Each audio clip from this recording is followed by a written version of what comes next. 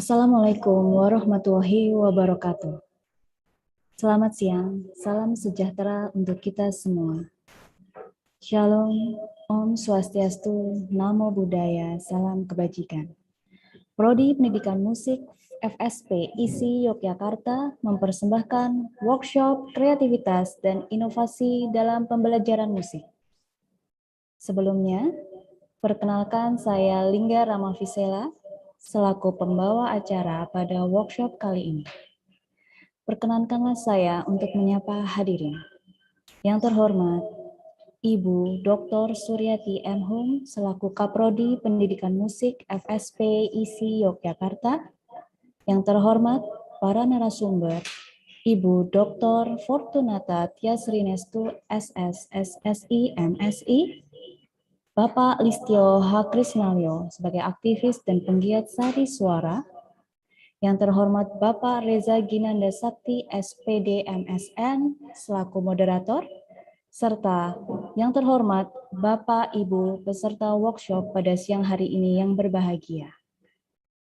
Alhamdulillah, puji syukur kita panjatkan karena berkat rahmat-Nya kita diberi kesempatan untuk menimba ilmu bersama-sama dari narasumber yang berpengalaman dalam acara workshop kreativitas dan inovasi dalam pembelajaran musik.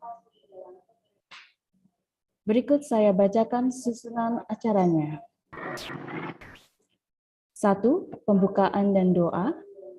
2. Menyanyikan lagu kebangsaan Indonesia Raya. 3. Sambutan Kaprodi Pendidikan Musik. 4. Pemaparan materi sesi 1 oleh Ibu Dr. Fortunata Tiasrinestu SS SSI MSI. 5. Pemaparan materi sesi 2 oleh Bapak Listio H. Krisnaryo. 6. Sesi tanya jawab dan 7. Penutupan.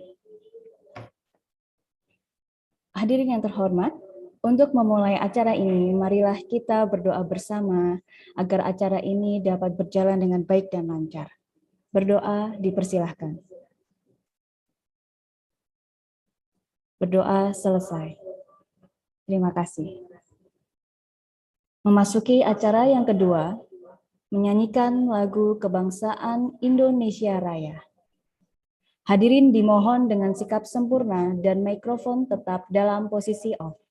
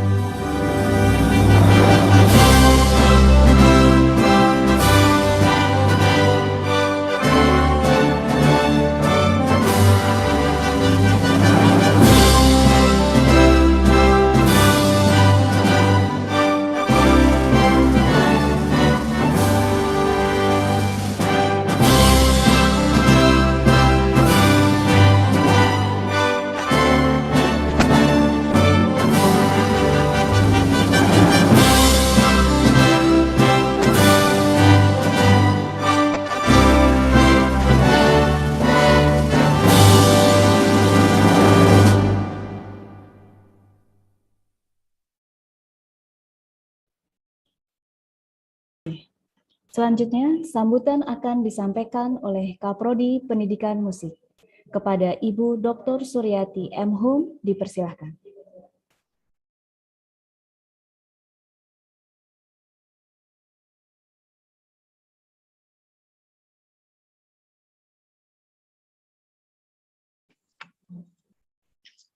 Terima kasih waktu yang diberikan pada kami.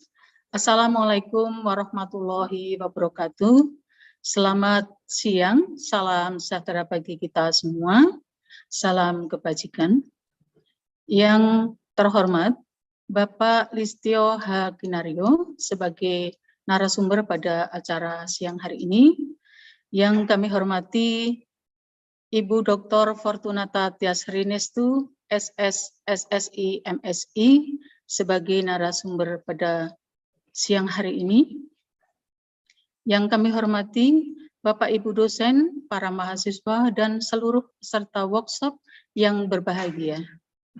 Alhamdulillah kita panjatkan puji syukur kehadirat Tuhan Yang Maha Esa, sehingga pada siang hari ini kegiatan workshop dapat terselenggara dengan baik. Selanjutnya kami mengucapkan terima kasih kepada kedua narasumber yang telah meluangkan waktu untuk memberikan materi pada acara workshop siang hari ini. Selanjutnya terima kasih juga kepada seluruh peserta yang telah hadir pada acara workshop siang hari ini baik melalui U-Meeting maupun YouTube. Terima kasih juga kepada Bapak Ayub Prasetyo sebagai koordinator penyelenggara beserta seluruh panitia yang telah menyiapkan kegiatan workshop pada siang hari ini. Selanjutnya kami dari Prodi Pendidikan Musik, apabila dalam penyelenggaraan ada kekurangan maupun kesalahan dan ada kurang berkenan dari hati Bapak Ibu semuanya, para peserta workshop pada siang hari ini, kami mohon maaf yang sebesar-besarnya. Dengan terselenggaranya workshop kreativitas dan inovasi dalam pembelajaran musik, mudah-mudahan dapat menginspirasi bagi kita semua sebagai seorang pendidik musik. Mungkin itu yang bisa kami sampaikan. Sekali lagi kami mengucapkan terima kasih kepada seluruh yang telah hadir pada siang hari ini dan mendukung acara pada siang hari ini. Untuk itu jangan lupa untuk likes dan subscribe-nya untuk acara siang hari ini yang ada di YouTube. Terima kasih. Assalamualaikum warahmatullahi wabarakatuh. Ya, terima kasih Ibu atas sambutannya. Sebelumnya dimohon kepada semua peserta untuk diwajibkan tetap di room Zoom meeting atau mengikuti live streaming YouTube hingga akhir acara ini. Untuk link presensi sebagai syarat mendapatkan e-sertifikat akan disampaikan setelah pemaparan sesi 1 selesai melalui chat Zoom dan YouTube. Baiklah, kita telah sampai pada acara yang paling ditunggu, yaitu pemaparan materi oleh narasumber, yang akan dimoderatori oleh Bapak Reza Ginanda Sakti, SPD, MSN. Waktu kami persilahkan. Baik, terima kasih Ibu Lingga Ramafisela, SSNMA, selaku pembawa acara atas kesempatan yang diberikan. Assalamualaikum warahmatullahi wabarakatuh, selamat siang. Perkenankan saya, Reza Ginanda Sakti, untuk memandu berjalannya acara workshop kreativitas dan inovasi dalam pembelajaran musik. Tema workshop kali ini tentunya berkaitan erat dengan profil prodi penyelenggara, yakni Pendidikan Musik Fakultas Seni Pertunjukan, ISI Yogyakarta. Kreativitas dan inovasi merupakan suatu keharusan dan upaya kita semua untuk dapat melaksanakan pembelajaran musik yang lebih baik. Akan saya perkenalkan secara singkat narasumber yang akan menyampaikan pemaparan pada workshop hari ini. Yang pertama yakni Ibu Dr. Fortunata Tiasrinestu, MSI, pengajar di Pendidikan Musik Fakultas Seni Pertunjukan Institut Seni Indonesia Yogyakarta, dan pengajar di program Pasca Sarjana ISI Yogyakarta. Kemudian narasumber yang kedua adalah Bapak Listio H. Krisnario, atau lebih akrab disapa Cak Lis, seorang penggiat dan aktivis sari suara. Selamat siang Bu Tia, selamat siang Cak Lis. Selamat siang.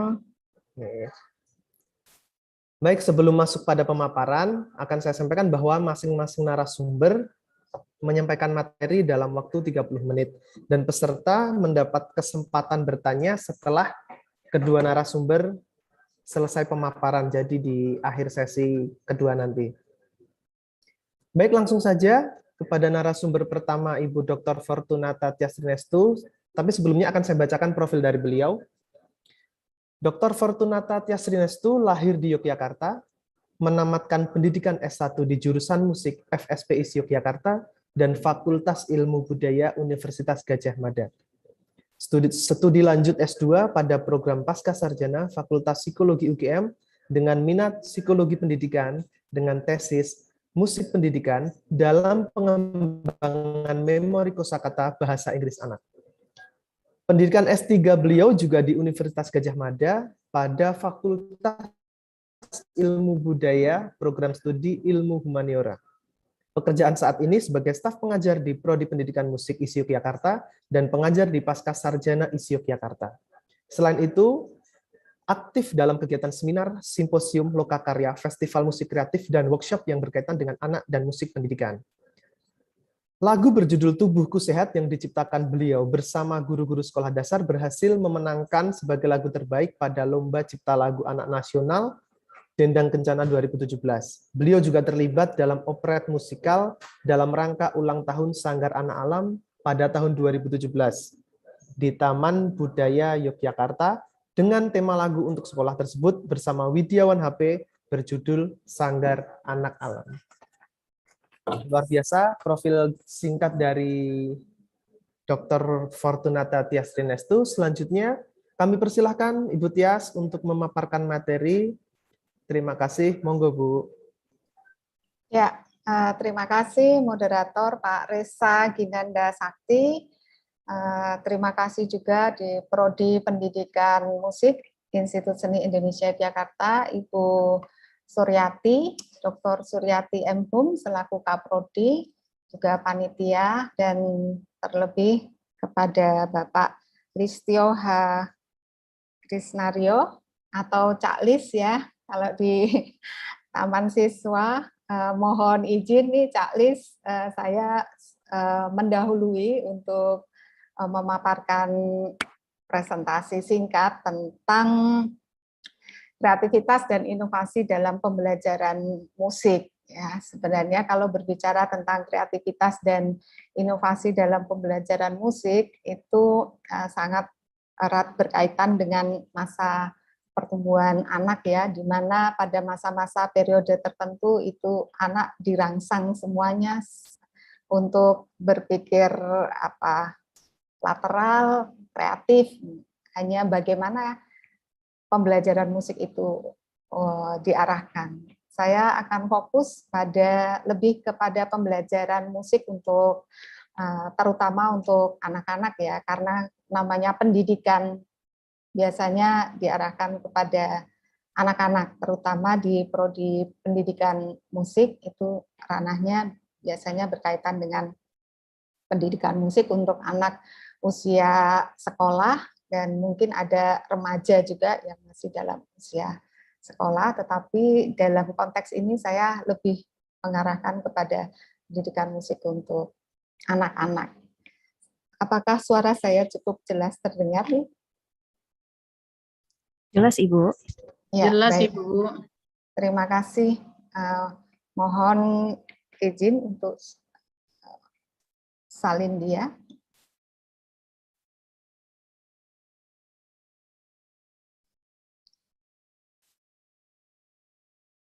Ya, sudah terlihat? Sampun Bu Tias. Ya, baik. Terima kasih. Tadi sudah disebutkan oleh moderator kreativitas dan inovasi dalam pembelajaran musik. Di sini banyak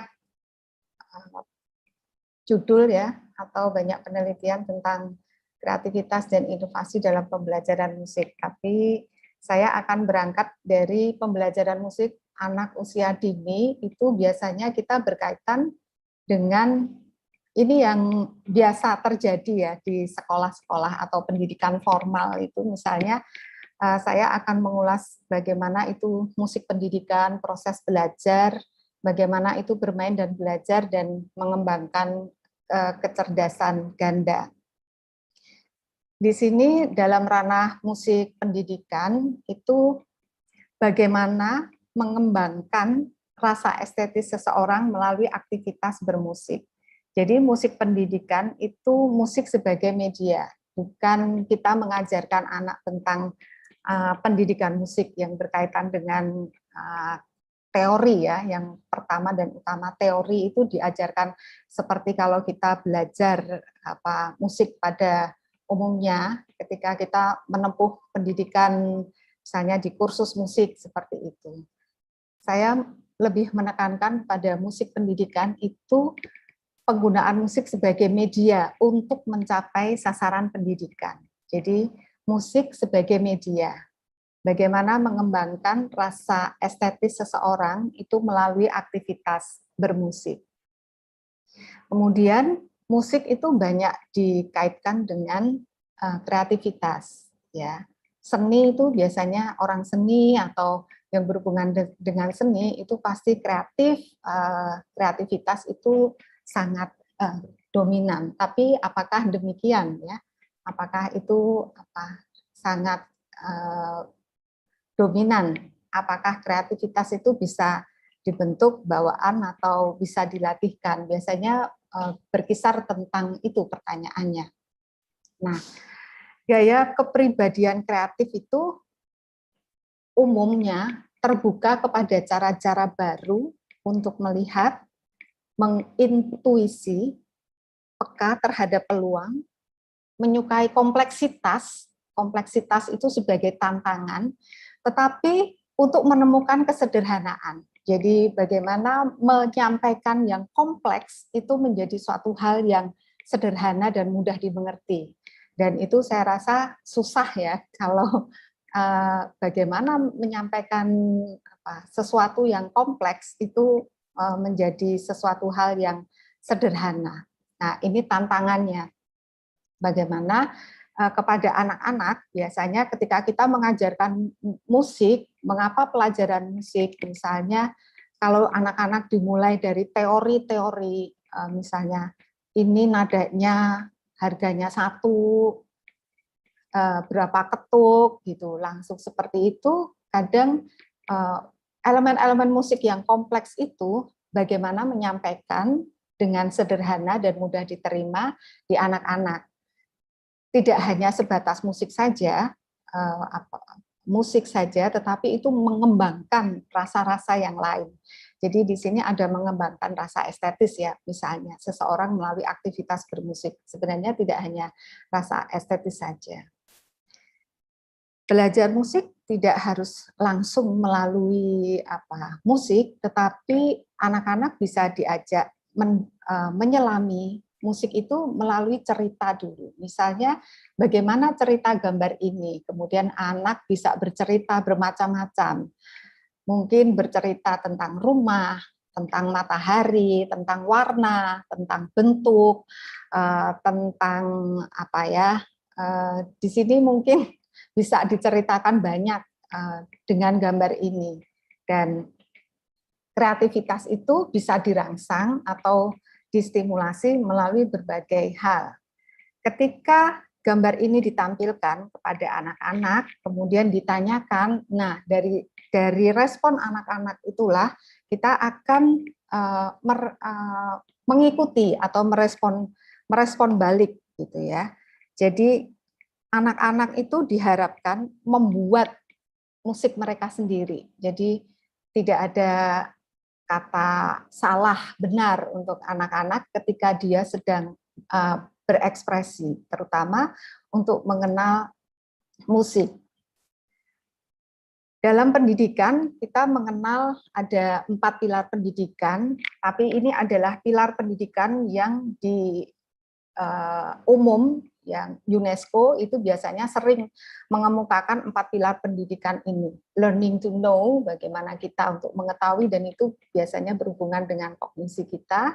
Learning to do, bagaimana kita mengerjakan atau prakteknya. Kemudian learning to be, kita akan menjadi seperti apa, dan learning to live together. Ini pendidikan ini, 4 pilar pendidikan ini semuanya ada di musik pendidikan. Jadi ada di musik pendidikan. Nah, itu kalau kita berangkatnya dari barat ya, biasanya musik itu kan memang sejarahnya kita dari musik barat ya. Kita bisa menggali yang ada di Indonesia, yang khas Indonesia, yang khas Nusantara. Salah satunya itu sudah diutarakan atau Ki Hajar Dewantoro melalui Taman Siswonya. Nanti mungkin akan lebih banyak disampaikan oleh Cak Lis yang sudah berkecimpung di Sarisworo Taman Siswo dan sangat paham betul bagaimana ajaran atau konsep Ki Hajar Dewantoro. Kalau ini Ki Hajar Dewantoro ada yang khas ya. Ketika pertama itu niteni, gitu. Niteni. Jadi bagaimana kita memberikan perhatian, lalu kita mengobservasi atau mendengarkan. Jadi ada proses mendengarkan dan mendengar itu memang berbeda ya. Mendengar, mendengarkan, kemudian ada niroake. Niroake itu kita menirukan. Jadi mungkin dengan mengulang-ulang, kemudian kita menirukan. Niroake, niteni, niroake. Dan yang terakhir di konsep Ki Hajar Dewantoro itu ada nambahi. Nah, ketika kita nambahi ini, biasanya kita memberi anak-anak itu memberikan ekspresinya, menunjukkan kreativitasnya, kemudian memberikan suatu hal yang baru, berinovasi. Jadi dalam konteks ini kita membiarkan atau memfasilitasi anak untuk membuat musiknya sendiri. Jadi kita mengikuti anak, musik yang diciptakan anak itu sendiri. Jadi ya dalam konsep Ki Hajar Dewantoro setelah niteni tentu saja dia melihat, memberikan perhatian, mengobservasi, kemudian niroke atau mengimitasi. Anak itu salah satu ciri khas dalam masa pertumbuhannya itu mudah sekali menirukan. Jadi setelah mengamati, menirukan, dan yang terakhir biasanya akan nambahi itu tadi. Nah, kreativitas di sini muncul. Jadi kalau kita orang dewasa atau guru atau orang tua kadang terkejut sendiri ya. Wah, anak bisa memberikan suatu kebaruan atau hal yang di luar perkiraan kita yang normal gitu. Kalau di bahasa Jawa itu ada istilah yang giwar ya kemarin, giwar. Jadi wah cah ini giwar gitu. Jadi dia kreatif gitu ya. Berpikir tidak seperti anak-anak yang lainnya. Ya, ketika nambahi itu ada stimulus pasti, kemudian ada eksplorasi, tapi ada juga perencanaan, kemudian diwujudkan dalam suatu aktivitas. Setelah nambahi biasanya akan ada review. Jadi mengevaluasi, tadi seperti ini, tadi seperti itu, harusnya seperti ini, kok tidak seperti ini ya. Nah, itu anak-anak bisa mendapatkan itu. Ini adalah unsur, dimensi, dan kategori dalam kalau musik itu ada beberapa unsur ya, irama, rasa, familiaritas, teknik, pengalaman, fungsi, dan interpretasi suara. Sedang dimensinya itu misalnya irama itu ada yang sedang, ada rancak, tidak terduga, tapi bisa juga mungkin tetap. Kategorinya kalau dalam musik itu masuk ke tempo. Kemudian kalau rasa itu ekspresi kita ketika ada senang, suka, atau wah mudah ini dengan riang, gembira, bebas, bahagia. Dan itu masuk dalam kategori respons emosi. Jadi senang, bahagia, dan gembira. Sedangkan familiaritas itu biasanya yang dekat atau sudah kita kenal sebelumnya. Jadi ada yang biasa, umum, sama ya, sama, enak didengar, mudah dinyanyikan, mudah diingat, gitu. Dan ada kategori familiaritas itu bisa juga masuk ke kategori melodi. Kadang melodinya kita kenal nih, mudah diingat gitu ya dan dihafalkan. Untuk teknik dan pengalaman itu ada dimensi biasa, sesuai atau berbeda dan masuk ke dinamika keras, lembut. Kemudian ada fungsi dan interpretasinya, apakah tepat atau sesuai atau tidak, ya sesuai tema atau tidak. Dan suara, biasanya anak kecil itu sangat senang dengan suara atau timbre. Ketika kita bercerita atau berbicara, kita memainkan timbre, anak itu sudah mulai perhatian ke kita. Baru aneh, lucu, sensasi, kaget, lucu, dan itu adalah khas anak-anak. Nah, bagaimana ini semua unsur dimensi dan kategori ini kita manfaatkan dalam pembelajaran musik ya, yang kreatif dan inovatif. Cara mengembangkan kreativitas itu banyak. Saya tidak akan menjelaskan satu persatu, nanti ada langsung pengalaman Pak Caklis ya. Cara mengembangkan kreativitas yang ada beberapa. Yang pertama itu menghargai pendapat anak. Jadi kalau anak itu berpendapat, ya itu adalah pendapat anak yang perlu kita hargai ya. Kemudian berikan pengalaman baru pada anak. Menyediakan fasilitas yang dapat mengasah kreativitas anak. Kalau tidak, bagaimana? Justru disitulah peluang dan tantangan kita untuk bisa mengembangkan. Biasanya kreativitas itu muncul kalau kita tidak punya apa-apa, atau fasilitasnya sangat terbatas, memunculkan kreativitas baru. Kemudian memberi dukungan pada anak dan percaya pada kemampuan anak. Apapun yang dihasilkan anak, wajib diapresiasi dan percaya pada kemampuan anak. Ada pendapat yang mengatakan bahwa musik dan bahasa itu mempunyai kesamaan ya. Ada permainan bahasa, misalnya lewat sarana aliterasi, asonansi, rima dan irama akan membuat anak menjadi senang. Ini bisa kita manfaatkan. Saya tidak akan lebih lanjut. Musik dan bahasa itu ada satu unsur ya, bunyi, ya, bunyi. Kemudian ada bunyi bahasa. Yang dimaksud bunyi bahasa tentu saja di sini bunyi ujaran. Biasanya ketika nyanyian itu sangat dekat dengan ujaran anak.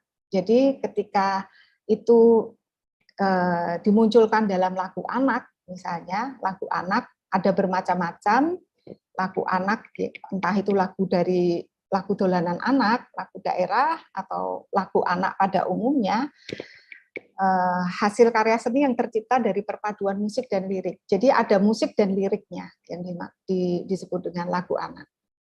Lagu yang diciptakan untuk didengarkan dan dinyanyikan anak-anak. Walaupun untuk lagu anak ini kadang diciptakan oleh orang dewasa. Nah, kadang di sini lagu anak-anak tapi diciptakan oleh orang dewasa. Tapi ada beberapa rambu-rambu yang kita harus memperhatikan karakteristik anak. Melodi berada di wilayah suara anak, melodi mudah dinyanyikan dan dihafalkan, lirik yang baik dan tepat, dan merangsang ekspresi dan imajinasi anak.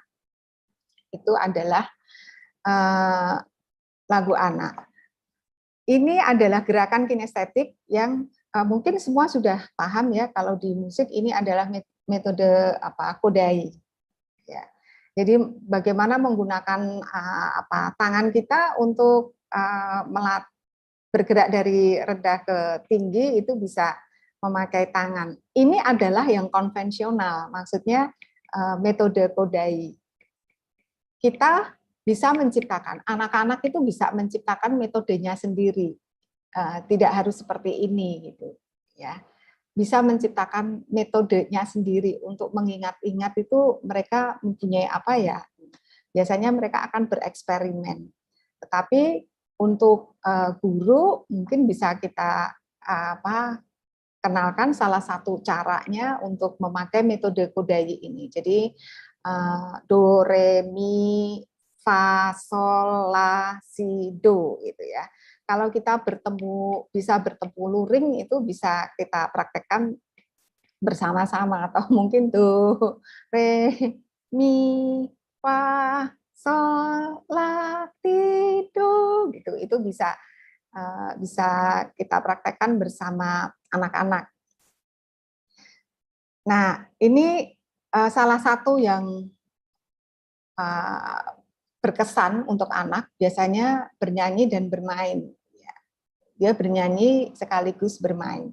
Jadi bagaimana kalau dalam sesi ini kita bisa bernyanyi dan bermain bersama. Ini lagu yang tercipta merespon masa pandemi ini ya. Jadi ketika harus sering-sering mencuci tangan, bagaimana ya mengajak anak untuk sering-sering mencuci tangan.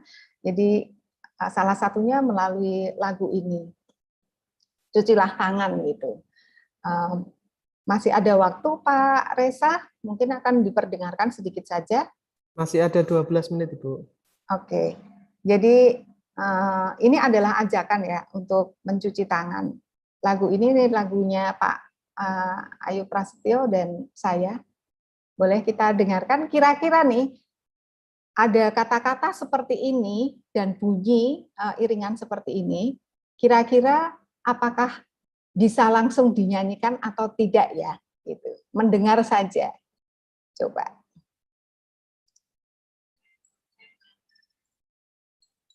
Terdengar? Mulai. Maaf Bu Tias tampaknya belum share sound. Oke. Share sound-nya itu yang di panel atas itu Bu, bisa share audio atau share sound. Oke, sebentar. Oke, mungkin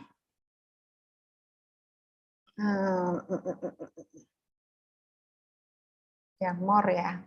Share. Oh ya, oke. Ya, mari kita dengarkan. Maaf. Sudah terdengar?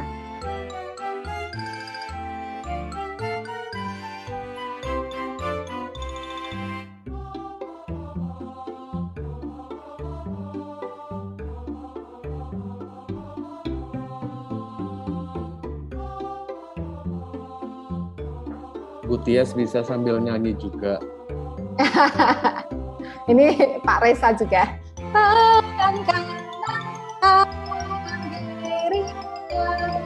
Selalu dicuci dengan air dan sabun, tanganku bersih. Lagu ini kalau saya dieksperimenkan ke anak-anak, belum tentu jadinya kan ya. Ada respon anak-anak yang sangat spesial di lagu ini ya.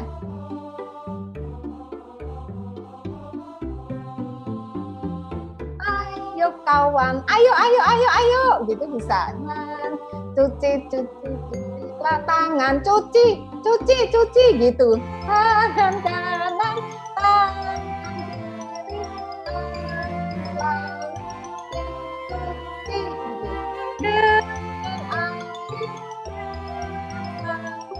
tanganku bersih. Gitu ada juga ya. Jadi lagu ini eksperimen, tetapi lagu ini kan lagu yang sudah teratur gitu ya. Kalau ini diserahkan ke anak-anak untuk musiknya, pasti mereka akan memberikan respon yang berbeda. Ini kan lagu yang inginnya kita ya. Anak-anak inginnya nggak seperti itu. Jadi ketika mendengar intronya mungkin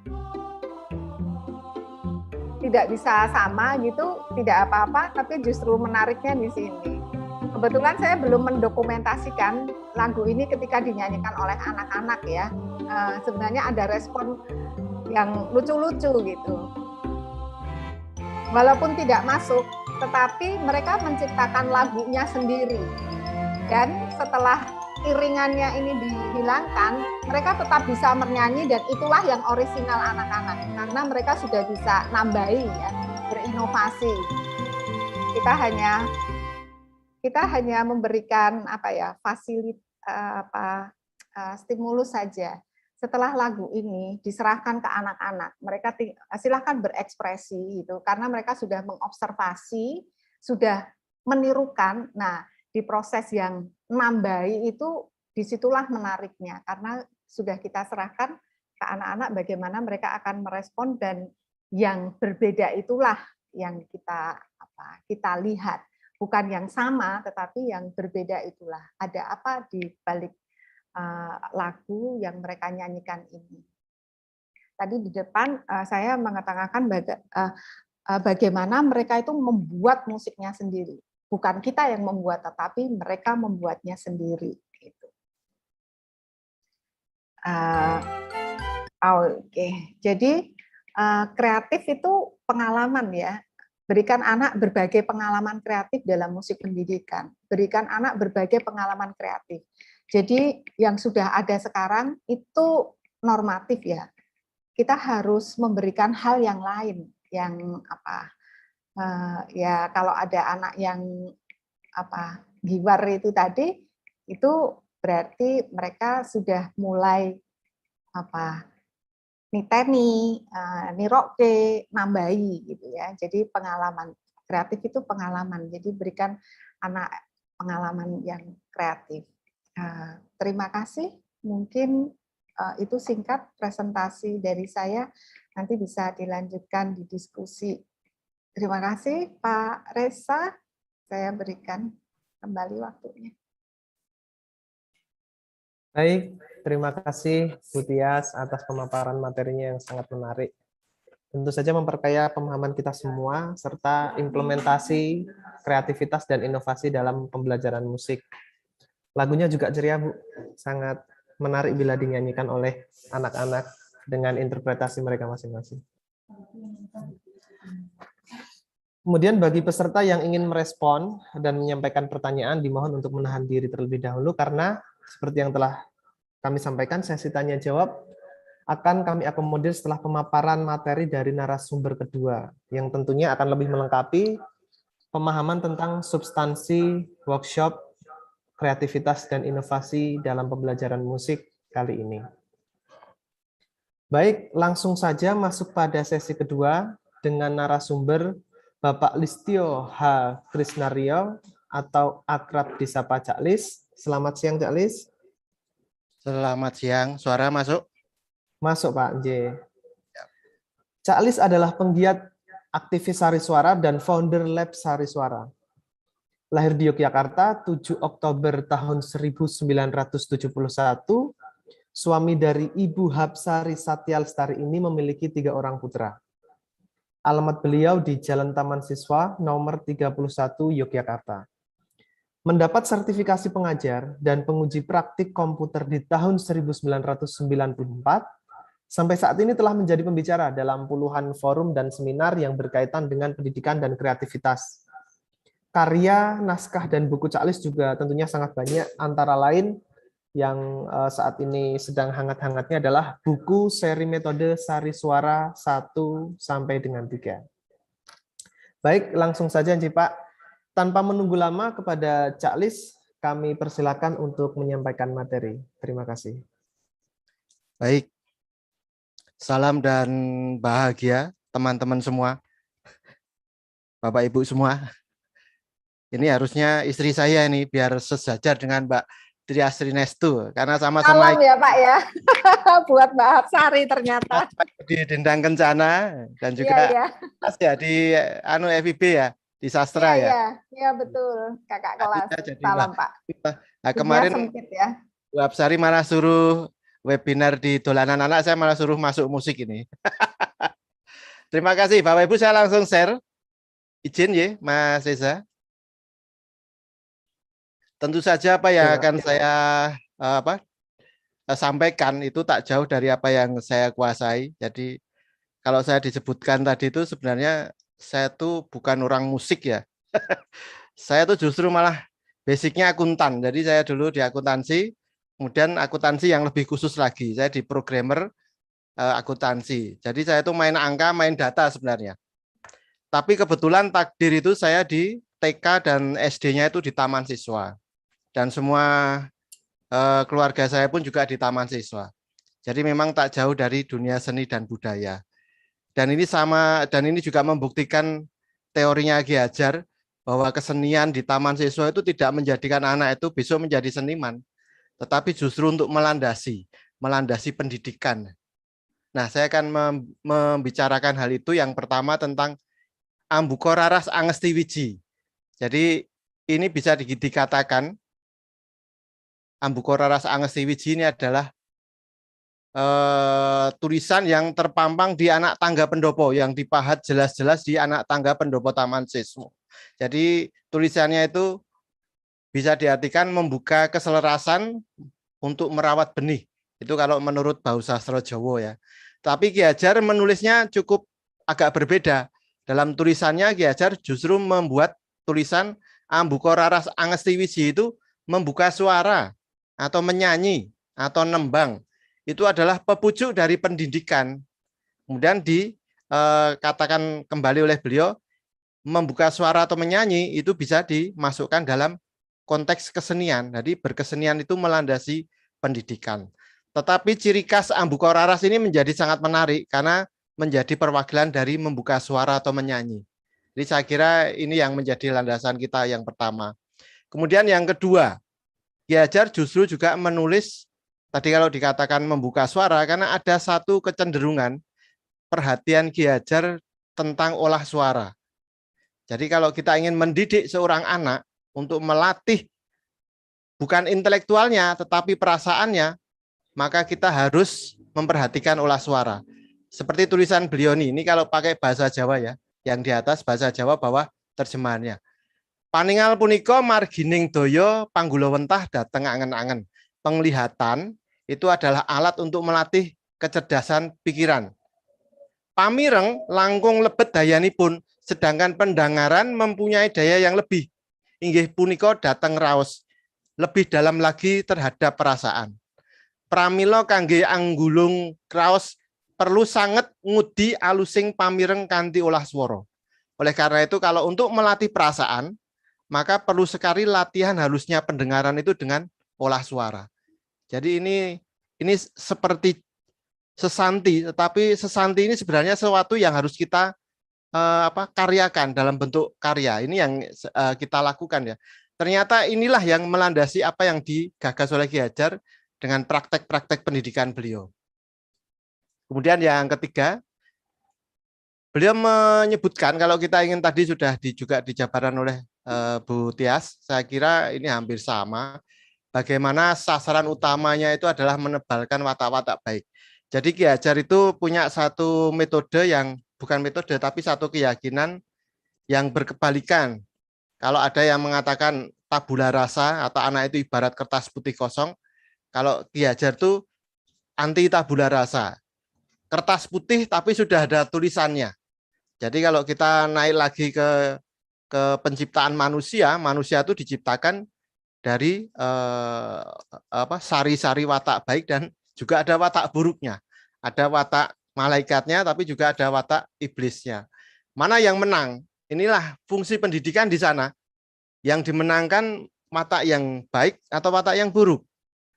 Watak vandalisme, watak terorisme, watak ketakutan atau takut itu sudah ada dalam diri manusia, sudah kodrat. Tetapi bagaimana watak-watak itu bisa diselamurkan. Selamur itu apa kalau bahasa Indonesia? Ditekan, dikaburkan. Dimenangkan yang watak-watak baiknya. Kita senang nyuret-nyuret itu sudah sejak kecil. Ada anak-anak atau teman-teman kita yang senang remesi bunga-bunga di taman. Diremes-remes, dirusak-rusak. Itu ada. Itu juga wujud-wujud vandalisme, terorisme. Kemudian ada watak ingin selalu menekan temannya. Dalam artian lalu berkembang ke bullying dan lain-lain. Itu watak sudah ada. Itu watak kodratnya manusia diciptakan. Tetapi bagaimana itu bisa dikaburkan oleh kesenian. Dan salah satu yang bisa mengaburkan tadi larinya ke olah rasa, olah suara tadi itu. Oke ya, next. Kemudian menghamba kepada sang anak. Tadi sudah juga Bu Tia sudah menyampaikan bagaimana lagu, kemudian anak itu bisa, ya, anaknya yang kita jadikan subjek. Jadi bukan lagunya ya. Anak itu mengikuti saja. Anak itu kita yang mengikuti anaknya. Maka di sini nanti kaitannya dengan sari swara. Ini sumber utama pendidikan itu kalau saya kategorikan dalam trisentra pendidikan atau pusat pendidikan ya, itu adalah welas asih yang ada di dalam keluarga. Jadi kalau kita tahu ada 3 sumber atau 3 lingkungan pendidikan, keluarga, sekolah, dan masyarakat. Maka seharusnya ruang kelas dan ruang masyarakat atau ruang publik itu adalah duplikasi dari welas asihnya keluarga itu. Nah, maka yang muncul nanti ketika sudah merasa bahwa itu anak saya, itu adalah darah daging saya, kita duplikasi ke ruang kelas dan ruang publik, maka yang muncul adalah kita menghamba pada sang anak kalau dikatakan Ki Hajar seperti itu. Jadi hubungan yang tercipta itu juga ada kaitannya nanti dalam ketika kita menciptakan karya, seperti yang diciptakan oleh Mbak Tias tadi, sehingga anak mau menaikkan nadanya sendiri silakan, itu malah menjadi sesuatu yang spontanitas yang kadang-kadang malah justru menimbulkan satu kegembiraan. Nah, ini kegembiraan ini yang harus kita cari, menyenangkan anak ini yang harus kita cari. Toh dia tidak akan lari dari makna tulisannya. Dan kadang-kadang makna tulisan itu juga tidak begitu mereka masukkan dalam hati, tetapi itu nanti akan diikuti dalam tindakannya. Nah, itu nanti larinya ke metode Sariswara. Maka kalau kita lihat parameter yang diolah dalam sebuah karya, fokusnya yang sama berdasarkan itu tadi, tujuan cinta kasih atau welas asih tadi. Inilah yang membedakan kita membuat karya yang bebas semaunya. Ini ada kaitannya dengan Merdeka Belajar juga ya.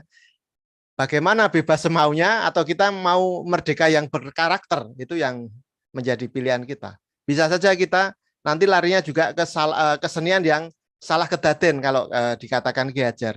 Kita menciptakan karya justru di tempat yang salah, untuk orang yang salah. Anak-anak justru hafal bojo galak, justru hafal pamer bojo, dan seterusnya. Daripada lagu-lagu anak-anak yang tadi, cuci tangan, dan lain-lain. Jadi di kampung-kampung dia bersepeda nyanyinya malah bojo galak. Nah, itu bebas semaunya yang menghindari yang menghilangkan karakter kita.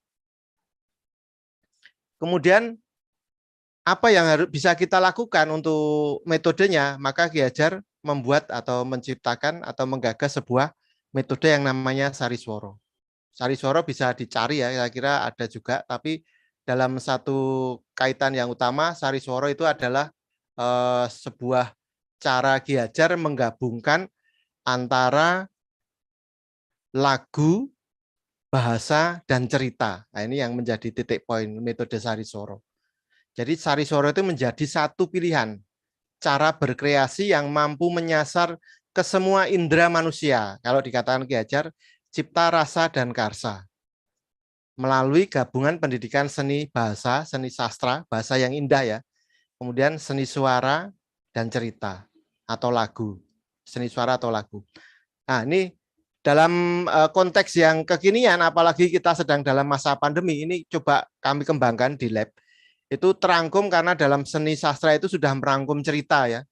Maka seni sastra ini justru kami jadikan sebagai sumber materi kearifan lokal. Jadi bagaimana sastra-sastra yang ada yang termuat dalam cerita-cerita babat, dalam kidung-kidung lokal, kidung-kidung daerah, dalam ornamen atau relief-relief candi, itu menjadi sumber kita untuk menciptakan karya. Yang nanti bumbunya itu seni suara, seni gerak, dan seni rupa. Dan ini sebenarnya saya sendirikan juga seni audiovisual, karena kadang-kadang audiovisual ini sudah masuk ke ranah konteks IT nanti. Nah, penggabungan kesenian ini akan mengefektifkan fungsi keindahan dan kehalusan rasa. Yang tadi kita coba tempelkan dalam simulasi kewelas asihan, tidak di dalam keluarga saja, tetapi ini nanti akan lebih efektif lagi ke lingkup sekolah dan lingkup publik terutama. Nanti kita diskusi ya kalau ingin lebih jauh. Kemudian satu lagi yang perlu saya sampaikan, ini trikon. Jadi Ki Hajar itu menggagas satu watak dasar trikon. Trikon ini adalah konsentris, konvergen, dan kontinu. Ini merupakan watak holistik manusia yang seharusnya dikatakan Ki Hajar harus dimiliki oleh bangsa Indonesia ini. Artinya apa? Dalam setiap diri kita sebagai pribadi pun, kalau kita lihat secara mikro sebagai pribadi, konsentris, ini kita harus teguh dengan kepribadian kita sendiri. Tidak mudah diombang-ambingkan dengan pendapat orang lain yang belum tentu benar. Kehilangan konsentrisitas itu seperti saat ini kita. Di medsos kita banyak diombang-ambing oleh berita-berita hoak. Ikut hoak juga kita. Nah, karena kita tidak konsentris.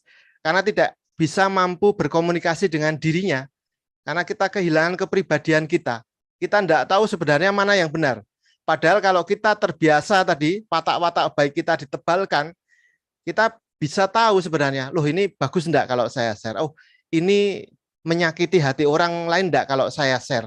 Oh, ini kira-kira ada efek jangka panjangnya enggak yang akan melukai orang banyak enggak, dan seterusnya. Ini adalah watak-watak konsentris yang sebenarnya seharusnya sudah terpupuk sebagai watak-watak baik tadi itu yang ditebalkan oleh pendidikan. Artinya ada sesuatu tanda tanya besar di konsep pendidikan kita ya yang terjadi. Kemudian watak konvergen, bagaimana walaupun kita konsentris tapi kita menerima atau adaptif atau katakanlah dinamis, menerima pengaruh-pengaruh luar itu, tetapi untuk diramu, jadi tidak diterima begitu saja, tidak copy paste begitu saja, tapi kita ramu menjadi barang baru yang bergabung dengan konsentris kita, dengan watak baik kita, sehingga nanti muncul barang baru, muncul kepribadian yang konsentris, tetapi mempunyai keunggulan yang lebih bagus lagi. Dan itu kita lakukan secara terus-menerus berkelanjutan mengikuti zaman. Nah ini secara mikro seperti itu sebagai pribadi. Tetapi secara bangsa pun, sebagai bagian dari bangsa, kita juga harus memiliki watak yang sama. Ketika kita secara mikro, secara pribadi kita mempunyai watak konsentris, tidak kehilangan pribadi, konvergen meramu, kontinu mengikuti zaman, maka sebagai bagian dari bangsa, kita juga harus memiliki watak konsentris terhadap budaya kita. Jangan kita tinggalkan budaya kita, tapi kita ramu, dan jangan kita biarkan saja begitu. Yang lama biarkan begitu saja, tapi kita ramu dengan watak konvergen ini, bagaimana muncul kebudayaan baru yang tidak menghilangkan konsentris kita, tetapi juga memiliki keunggulan. Dan ini secara kontinu kita lakukan terus-menerus, sehingga budaya kita itu semakin lama semakin maju, ketemu lagi, bikin lagi, ketemu yang baru dari luar, kita konvergen lagi, muncul lagi budaya baru yang lebih baik, yang milik kita sendiri, karena itu sudah tidak meninggalkan konsentris dan memunculkan watak-watak baik, watak-watak pribadi kita sendiri tadi. Kemudian kita konvergen lagi dengan budaya-budaya yang kita pilih yang bisa menjadikan budaya kita sendiri lebih unggul, berkelanjutan, kontinu dan seterusnya. Nah, inilah yang digagas oleh Ki Hajar. Bagaimana keenam tadi itu bisa menjadi landasan kita dalam berpraktek. Saya enggak banyak saya coba munculkan gambaran kasarnya saja. Kalau saya buat sebagai pola skema, kira-kira seperti ini yang tadi saya munculkan. Kelihatan ya gambarnya ya. Nah, bagaimana proses berkarya itu harus mengambil konten lokal dan konten luar, jangan meninggalkan pula konten luar. Jadi kita tetap berakar pada diri kita, berakar pada budaya kita, tetapi jangan tabu, jangan merasa rendah diri karena kita bergaul di lingkungan luar, maka kita harus menyerapnya. Nah, maka metode Sariswara inilah yang nanti kita gunakan untuk caranya. Menghamba kepada sang anak ini menjadi landasannya. Menebalkan watak yang baik ini menjadi satu pola pikir kita agar bisa mengarah satu penciptaan karya yang memang memberi manfaat. Sehingga yang nanti tercipta di endingnya adalah watak-watak trikon tadi itu. Kemudian gambaran dari metode Sariswara seperti itu ya. Ini gambaran kasar saja. Bagaimana landasan trikon tadi masuk untuk penciptaan metode Sariswara. Kemudian seni sastra yang menjadi salah satu landasan sumber kearifan lokal. Ini kita juga masukkan sebagai sumbernya. Kemudian bumbunya adalah seni suara, seni gerak, seni rupa, seni audiovisual. Dan muncullah karya Sariswara. Ini yang karya-karya yang coba saya munculkan di laboratorium Sariswara, antara lain kita memanfaatkan radio internet ini ya. Kemudian kita juga membuat podcast serial, ini sedang kita buat materinya. Jadi serial Nada Dewantara ini kita mengajarkan ajaran Ki Hajar tetapi melalui lagu-lagunya. Jadi melalui lagu-lagu yang sudah ada, kita kembangkan, kemudian kita kaji lagu-lagu itu dalam konsep ajaran-ajaran Ki Hajar Dewantara. Kemudian kita juga melakukan resital piano online Kinanti Sandung biasanya setiap September ini. Kemarin karena ada Mas Menteri datang, kita belum sempat, hanya dolanan anaknya ya. Di tiap September itu adalah peringatan dibuang dan pulangnya Ki Hajar dari Belanda, termasuk hari ulang tahun. Jadi di mana Ki Hajar mengadu ulang tahunnya Nyi Hajar ya, istri Ki Hajar.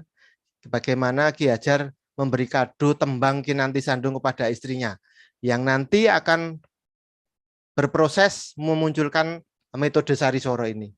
Kemudian kita juga membuat drama radio anak online, ada penciptaan operet anak online, karena inilah salah satu di era pandemi ini bagaimana mengatasi interaksi anak itu hanya sekedar di online.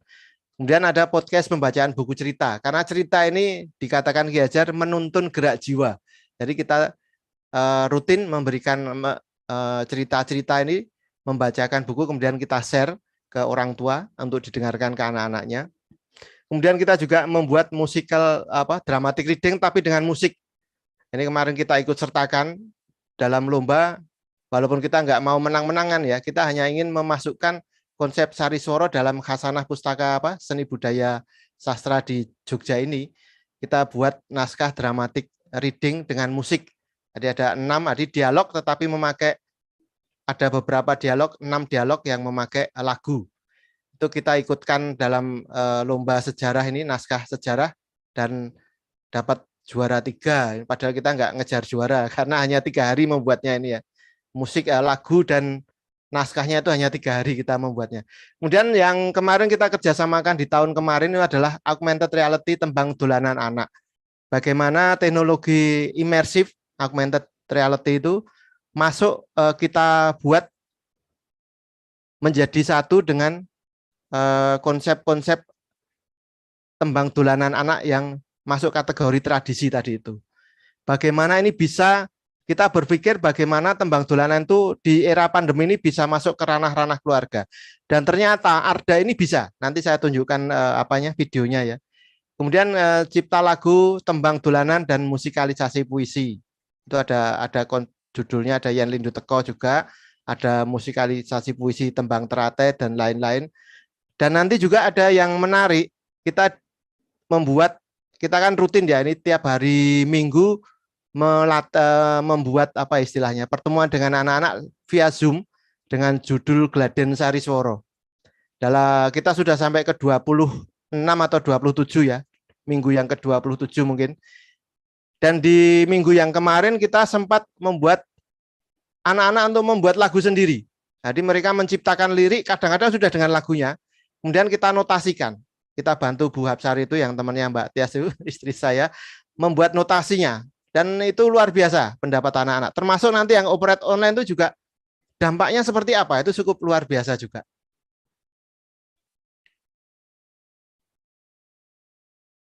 Baik, kalau masih ada waktu, Mas Reza. Masih ada waktu 5 menit, Pak. 5 menit. Saya share video ya. Ini tembang ada atau augmented reality dalam bentuk aplikasi Android yang dipakai oleh keluarga-keluarga, sebuah keluarga untuk membuat, untuk membiasakan kepada anak-anaknya. Ini ya. Saya coba share. Keluar ya gambarnya. Aplikasi ini ditembakkan ke buku, maka muncul animasi dan lagunya. Harapan kami ini nanti akan ditirukan oleh keluarga-keluarga itu. Nah, ini keluarganya mulai menirukan bagaimana dia bisa mempengaruhi anak-anaknya. Nah, kira-kira itu. Dan saya coba share yang lain, bagaimana seorang anak-anak yang kecil tadi itu terpengaruh dengan lirik-lirik lagunya lewat aplikasi ini.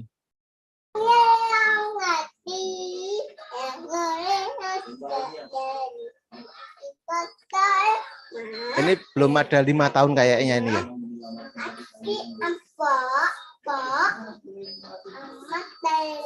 Ini dia menirukan tembang lindri ya. Lindri adang telun kati ya. Dan dia menariknya dalam aplikasinya itu ada animasinya. Nah, ini dia paling tidak sudah menirukan itu. Nanti dalam video berikutnya dia mencoba itu tadi menginjak, karena di dalam bukunya itu keluar animasi ya. Dia mencoba mengangkat animasinya itu. Nah, kira-kira seperti itu. Kemudian ini testimoni anak-anak, ini penting ya, karena ternyata bagaimana anak-anak setelah melakukan operet anak secara daring, itu mereka kita mintain pendapatnya, ceritanya tadi seperti apa. Jadi cerita, lirik, dan lagu ini mempunyai dampak yang cukup spesial kepada anak-anak. Jadi bagaimana ini kesimpulannya anak-anak? Ada yang bisa menyimpulkan? Intinya kita tuh memang berbeda-beda, tapi kita saling mengerti dan menghormati. Karena kita semua ciptaan Tuhan. Iya. Good. Semua orang punya kelebihan dan kekurangan. Nah, Jangan menyombongkan diri. Jangan menyombongkan diri karena kita semua sama. Bu Sari, kalau sombong itu nanti kita kena instan karma. Dan kalau kita menyombongkan diri nanti kita kena sendirian. Balasannya. oh, Jadi kalau menurutku itu walaupun kita berbeda negara, berbeda wilayah, berbeda agama, tapi kita semua sebenarnya saudara. iya. Betul. Semua ciptaan Tuhan. Orang punya kehebatan dan kekurangan.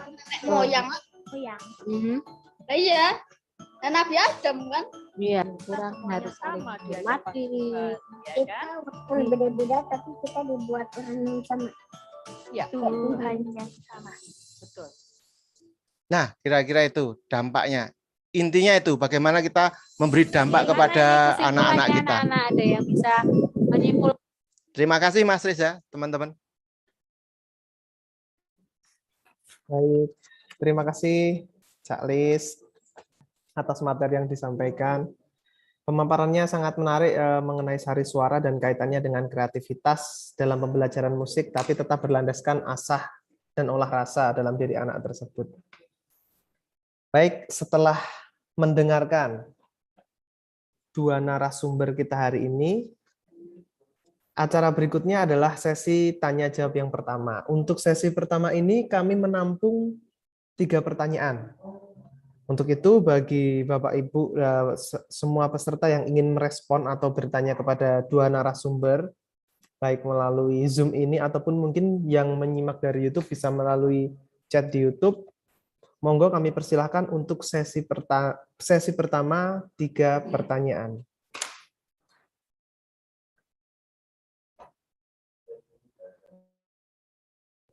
Oh, di chat Zoom. Baik. Izinkan saya membacakan untuk pertanyaan pertama dari chat Zoom dari Dian Herdiati. Idealnya menurut Bu Tias, lagu anak yang diciptakan oleh anak, idealnya menurut Bu Tias, lagu anak diciptakan oleh anak. Kenyataannya, guru SD membidangi semua mata pelajaran, sehingga untuk pelajaran seni kadang tidak terperhatikan. Akibatnya, di sekolah anak-anak jarang diajarkan bernyanyi dengan benar. Bagaimana dengan kondisi seperti ini? Apakah memungkinkan anak-anak bisa mencipta lagu? Terima kasih, Bu Tias. Dan terima kasih pertanyaannya dari Ibu Dian Herdiati. Langsung saja ditanggapi, Bu Tias. Terima kasih. Baik, terima kasih Pak Reza. Selamat siang Bu Dian Herdiati. Tuh ketemu di ruang ini ya dulu. Siang, iya. Fokus Kurbuk kalau nggak Iya, salah. betul. Dunia sempit nih. Wah ini Bu Dian udah pakarnya ya sebenarnya. Untuk idealnya sih lagu anak itu diciptakan oleh anak dalam konteks seperti ini. Guru itu sebagai fasilitator. Tadi sudah dicontohkan di metode sari suara ya. Ketika anak dibacakan cerita atau anak mendapat inspirasi apa, biasanya dia rengeng-rengeng atau apa gitu. Fasilitator yang dimaksud di sini itu dapat menuntun atau mengarahkan para peserta didik dalam memecahkan masalahnya. Jadi lagu anak itu diciptakan oleh anak dalam artian seperti ini, Bu Dian. Jadi anak-anak itu mungkin dia sudah ada melodinya sendiri ya, mungkin suaranya nggak begitu benar-benar gitu. Tapi dari respon anak-anak itu kita bisa menuliskan, atau tadi pengalamannya Cak Lis dengan Mbak Sari, itu Mbak Sari yang menuliskan, ya kan Pak, ketika dalam proses diskusi macam-macam, anak-anak tiba-tiba bisa menciptakan lagunya sendiri.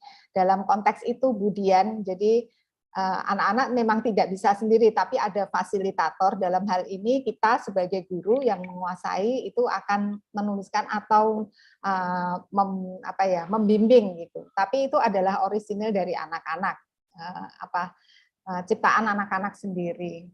Memang kalau di sekolah formal yang sekarang ya, kenyataannya itu memang guru SD itu membidangi semua bidang, apalagi mata pelajaran seni budaya ya sekarang di kurikulum itu semua harus bisa, nari bisa, drama bisa, melipat bisa, kerajinan bisa, seni suara bisa, musik bisa gitu.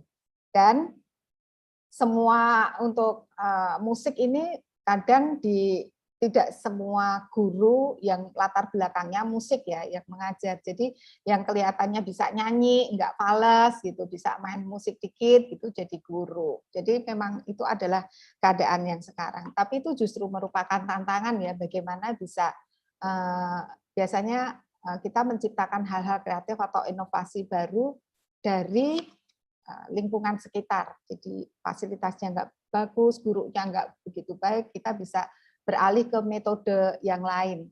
Kalau dalam konteks anak-anak di musik pendidikan itu mengenalkan anak kepekaan terhadap musik, jadi bisa cepat lambat, tinggi rendah, keras lembut, lalu timbre, bermain-main dengan itu. Kalau diajarkan bernyanyi yang benar, jarang diajarkan bernyanyi yang benar ya. Maksudnya dengan nyanyi yang benar konteksnya dari nadanya gitu ya Bu Dian ya. Jadi dalam konteks seperti sekarang itu saya mengasumsikan anak-anak itu menciptakan lagunya sendiri dalam konteks kita ada yang mengarahkan atau membimbing gitu.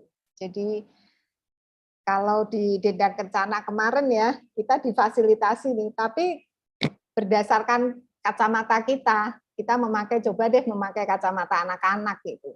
Itu belum dites, misalnya dites ke anak-anak itu ada beberapa hal yang mereka tidak paham gitu ternyata. Ini artinya apa sih gitu. Jadi harus ada umpan balik. Tadi ketika Cak Lis dan Mbak Sari itu, ini apa sih artinya, maknanya apa gitu. Jadi bisa sampai ke anak-anak. Itu salah satu PR besar kita ya, terutama di pendidikan musik dan musik pendidikan itu bagaimana menciptakan guru mengajarkan musik itu riang gembira, yang penting riang gembira, kreatif, inovatif. Tadi mungkin Cak Lis bisa menambahkan ya, dengan teknologi yang sekarang itu ternyata anak bisa mengimitasi dengan cepat, bahkan yang di video tadi anak langsung memperagakan dan ada beberapa tambahan itu yang menarik gitu, yang di luar perkiraan.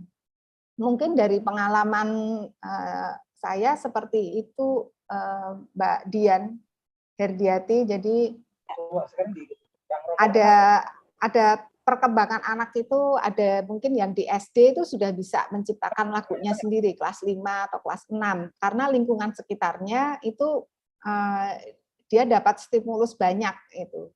Jadi ketika mendengar referensinya itu banyak gitu. Jadi bisa dalam konteks ini anak lah.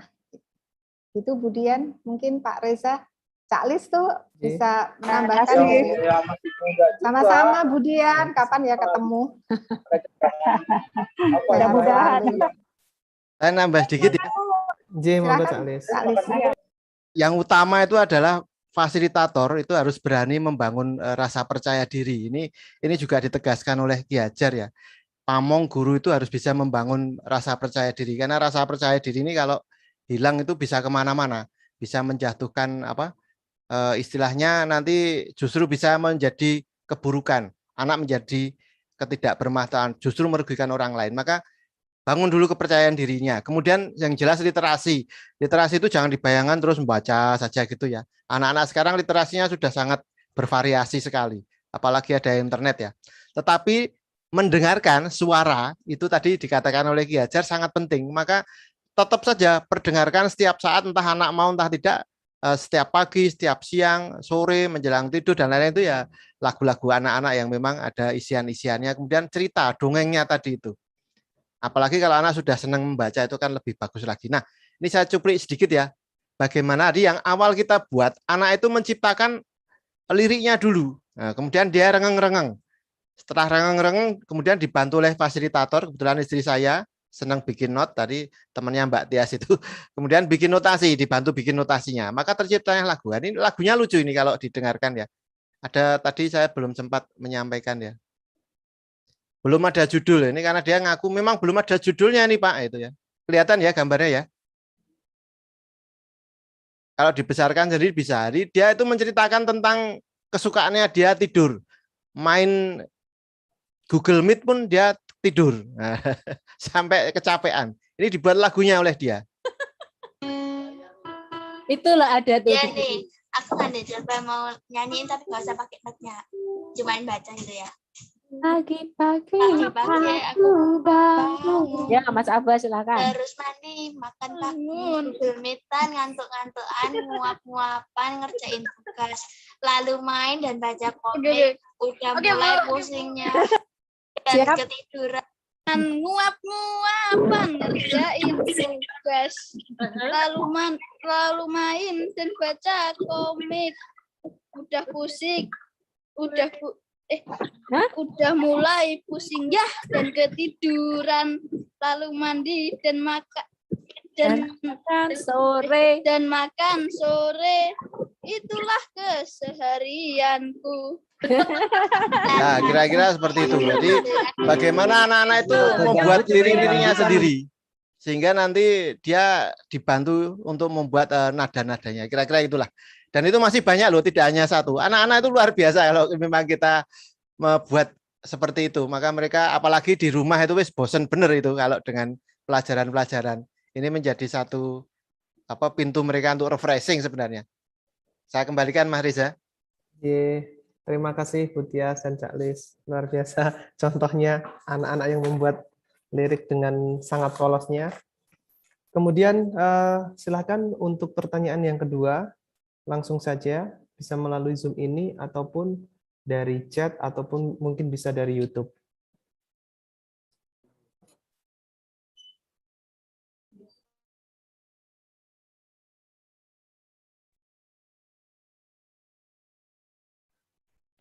Halo, selamat siang. Dengan ini ya, selamat siang. Selamat siang Pak Yosias. Ya, dari Pak Yosias. Bisa Mas, saya ingin bertanya.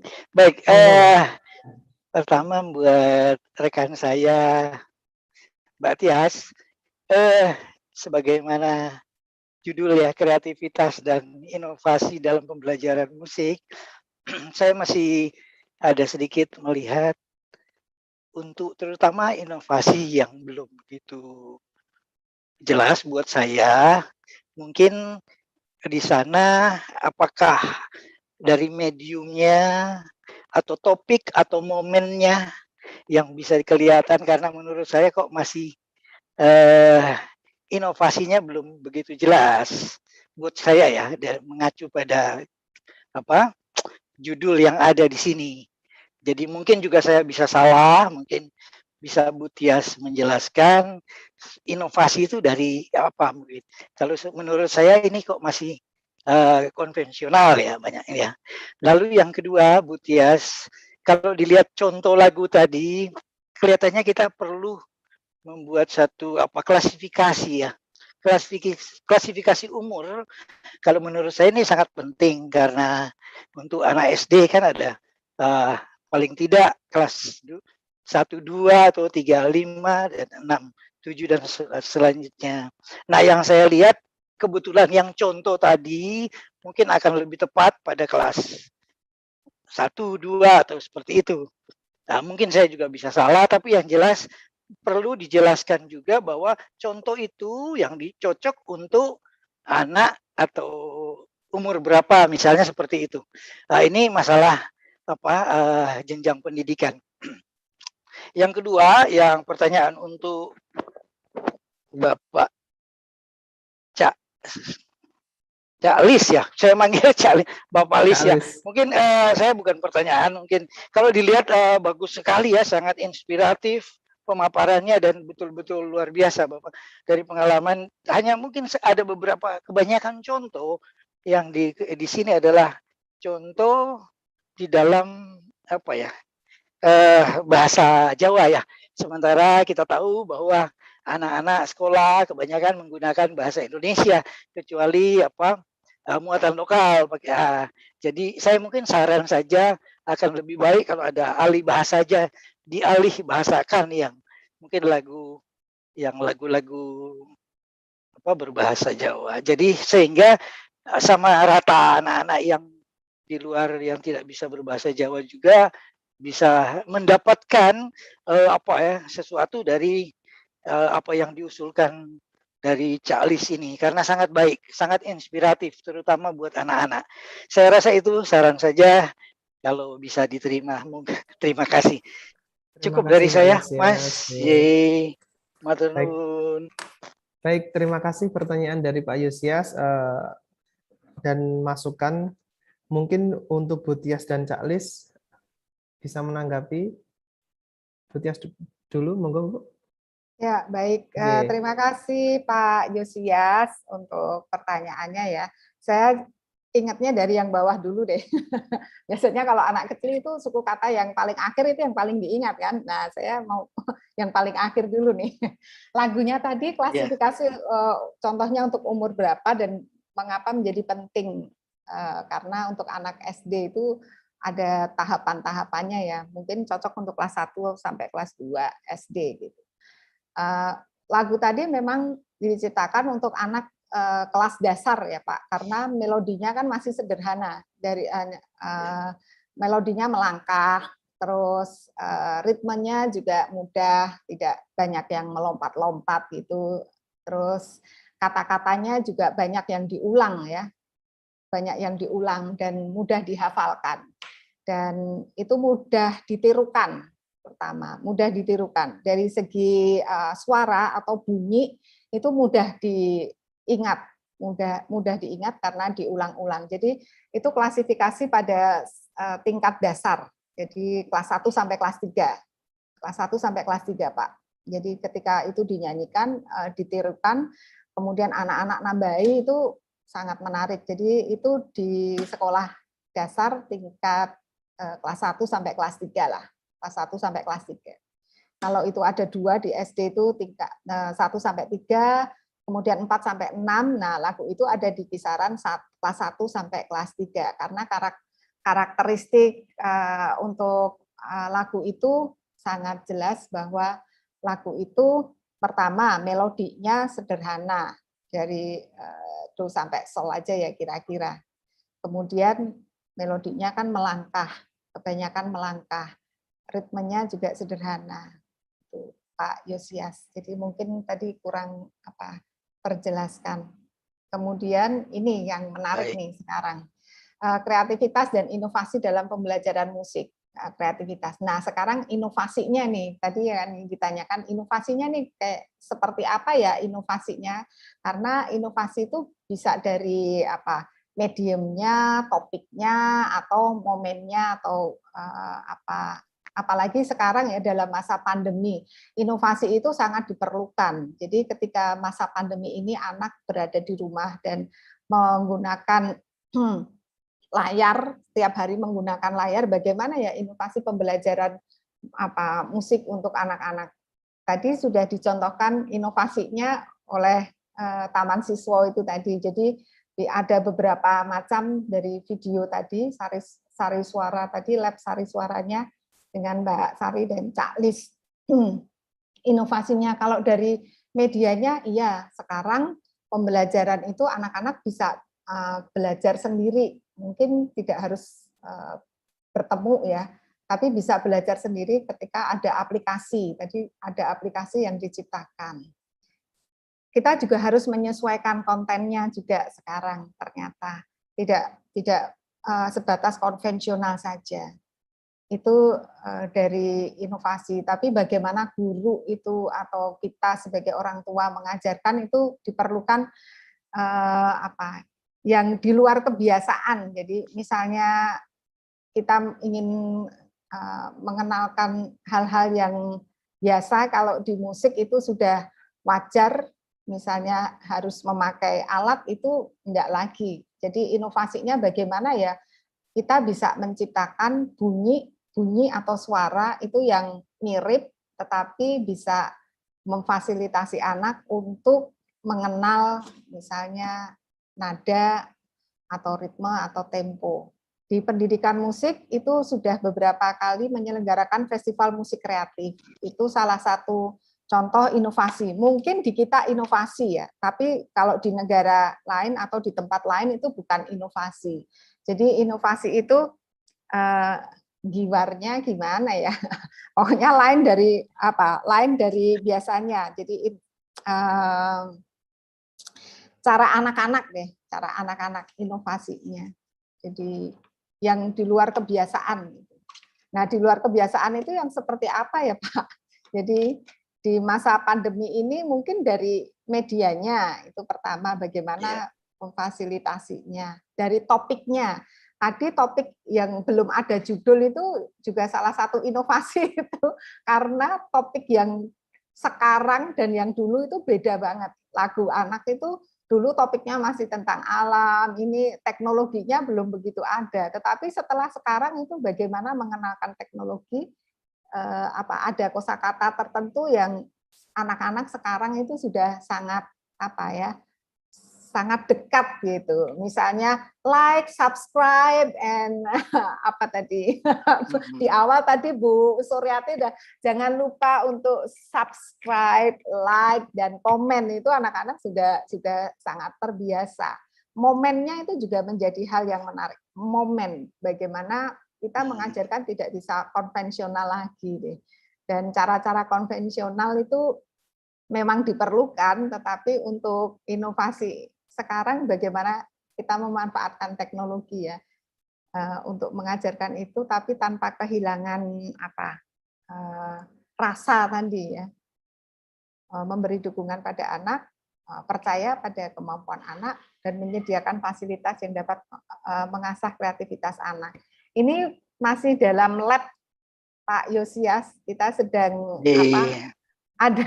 ada di labnya ini, bagaimana ini inovasinya. Kalau yang dimaksud inovasi yang ada sekarang dari segi topiknya itu sudah inovasi, sudah berbeda sekali topiknya untuk mendekatkan ke anak-anak. Mediumnya juga sudah berbeda. Cuma sekarang gurunya ini yang harus berubah, bisa nggak berubah gitu. Iya. Ya, maaf Bu, bisa saya beri masukan? Mungkin kalau karena kami dari musik, kalau dilihat memang harus sangat sederhana tapi saya pikir misalnya kalau tadi 3 chord, sekarang ditambah 2 akor, saya kira apalagi untuk anak-anak sekarang itu baik sekali untuk melatih kepekaan. Jadi kalau 1 dia ke-5 dia ke-2 dulu. Misalnya 4, 1 ke 4 ke 1 7. Nah, dia sudah menambah 2 akor sehingga itu ada satu kebaruan dan dia tidak ada ini betul-betul sesuatu kesan baru. Nah, maksud saya itu. Sebenarnya sederhana sekali. Cuman itu ya. Dari musik ya. Dari musik. Terima kasih.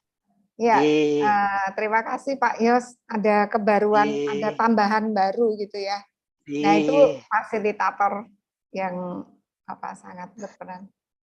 Baik, terima kasih. Pak Cak Lis, ada yang perlu ditambahkan? Ya, saya menambah sedikit masalah umur tadi ya, juga mungkin menjadi pengayaan bagi kita atau bagi teman-teman di musik. Ini juga ada tulisan-tulisan Ki Hajar yang cukup penting. Dan juga ada kaitannya dengan Yos ya, ini Jadi bagaimana bahasa daerah itu juga cukup penting, walaupun memang nanti pada masa-masa tertentu.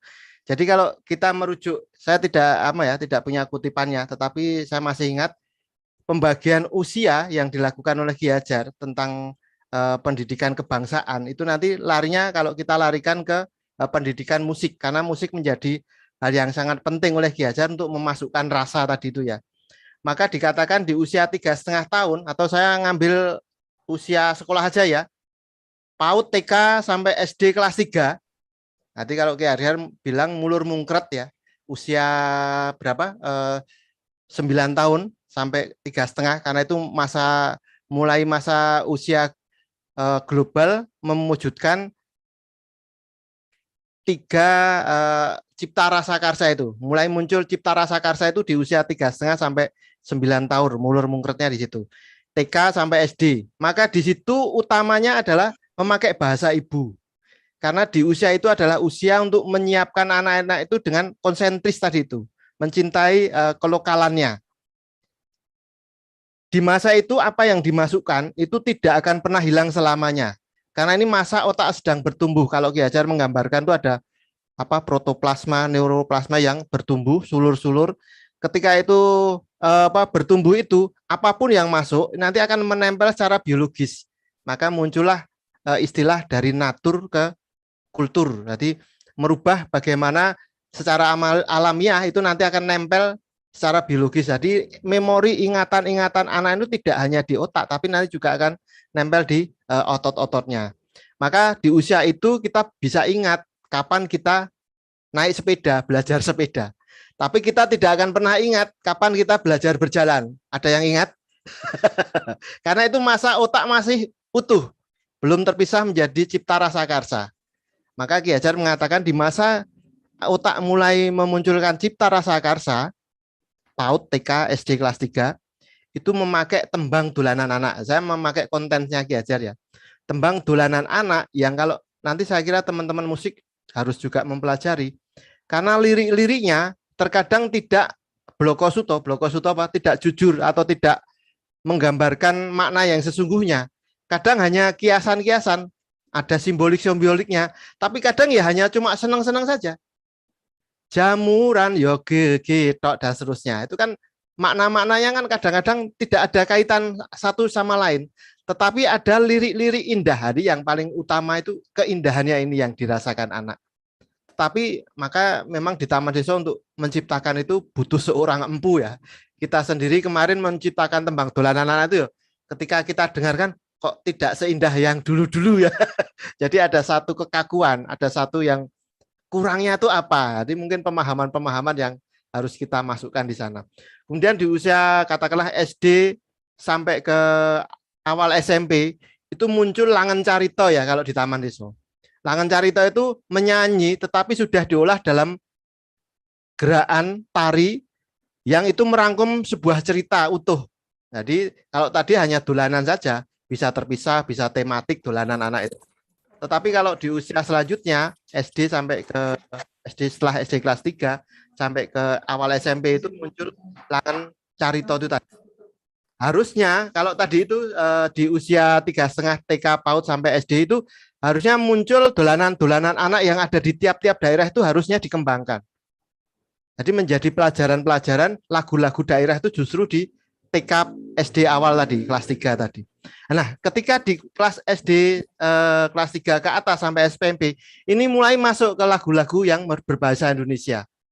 Walaupun tetap ada bahasa daerahnya, tetapi lagu daerah mulai masuk. Kemudian saya cepat aja ya. Dan ceritanya nanti setelah SMP, SMA, muncul namanya Langen Sekar. Langen Sekar itu nanti ceritanya atau lagunya kalau tembang itu lagunya lebih rumit. Nada-nadanya lebih rumit. Tadi mungkin teman-teman musik saya kira lebih memahami itu. Nadanya lebih rumit. Kalau mau copat itu ya sudah mulai mau copat tapi belum mau copat benar. Tapi ceritanya justru simbolik fabel. Karena ini nanti Ki Hajar memperhatikan psikologis si anak. Anak-anaknya sedang mulai masuk ke pubertas, tapi belum puber ya. Mulai masuk pubertas. Maka ketika menyinggung manusia, dia sebagai manusia ini akan sangat penting. Bagaimana fabel cerita simbolik sebagai binatang itu menjadi penting ini juga harus dipelajari teman-teman ya.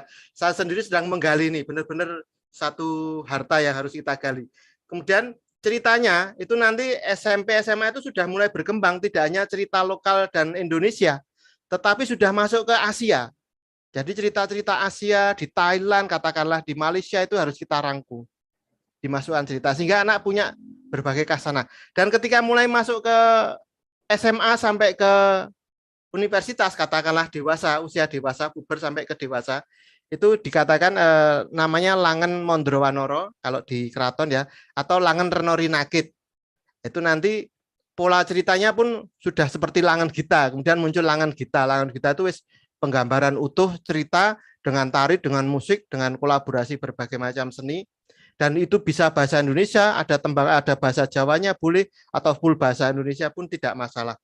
Dan itu malah justru didorong ada bahasa asingnya juga. Karena di usia SMA sampai ke usia mahasiswa itu ceritanya justru tidak hanya Indonesia, tidak hanya Asia, justru bisa mengambil cerita-cerita dari, kalau Ki Hajar mengatakan dari Yunani atau mitos-mitos, dongeng-dongeng dari luar negeri. Saya kira itu mungkin harus, ini harta yang harus kita kaji. Saya pikir teman-teman wajib ini mengkaji tulisan-tulisan Ki Hajar. Matur nuwun. Ya, mungkin saya nambahkan sedikit tentang yang berkaitan dengan bahasa tadi ya, mengapa bahasa. Mungkin karena Taman Siswa itu latar belakangnya ada di Jogja ya.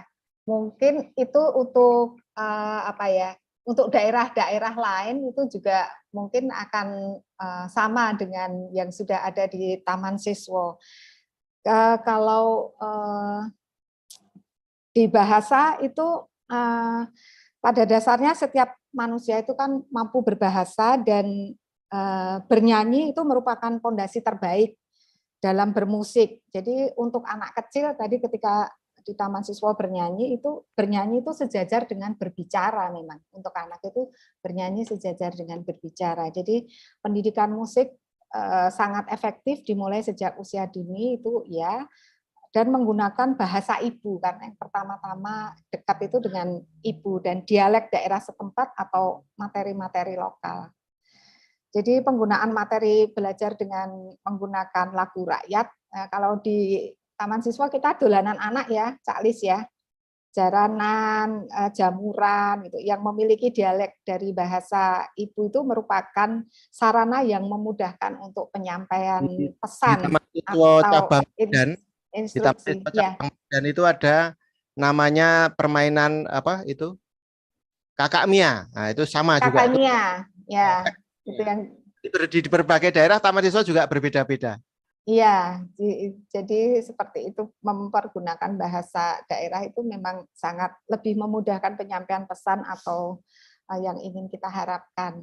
Walaupun itu nanti di tingkatannya kan ada berkembang ya, Cak Lis ya, kalau di dewasa itu sudah pakai bahasa Indonesia.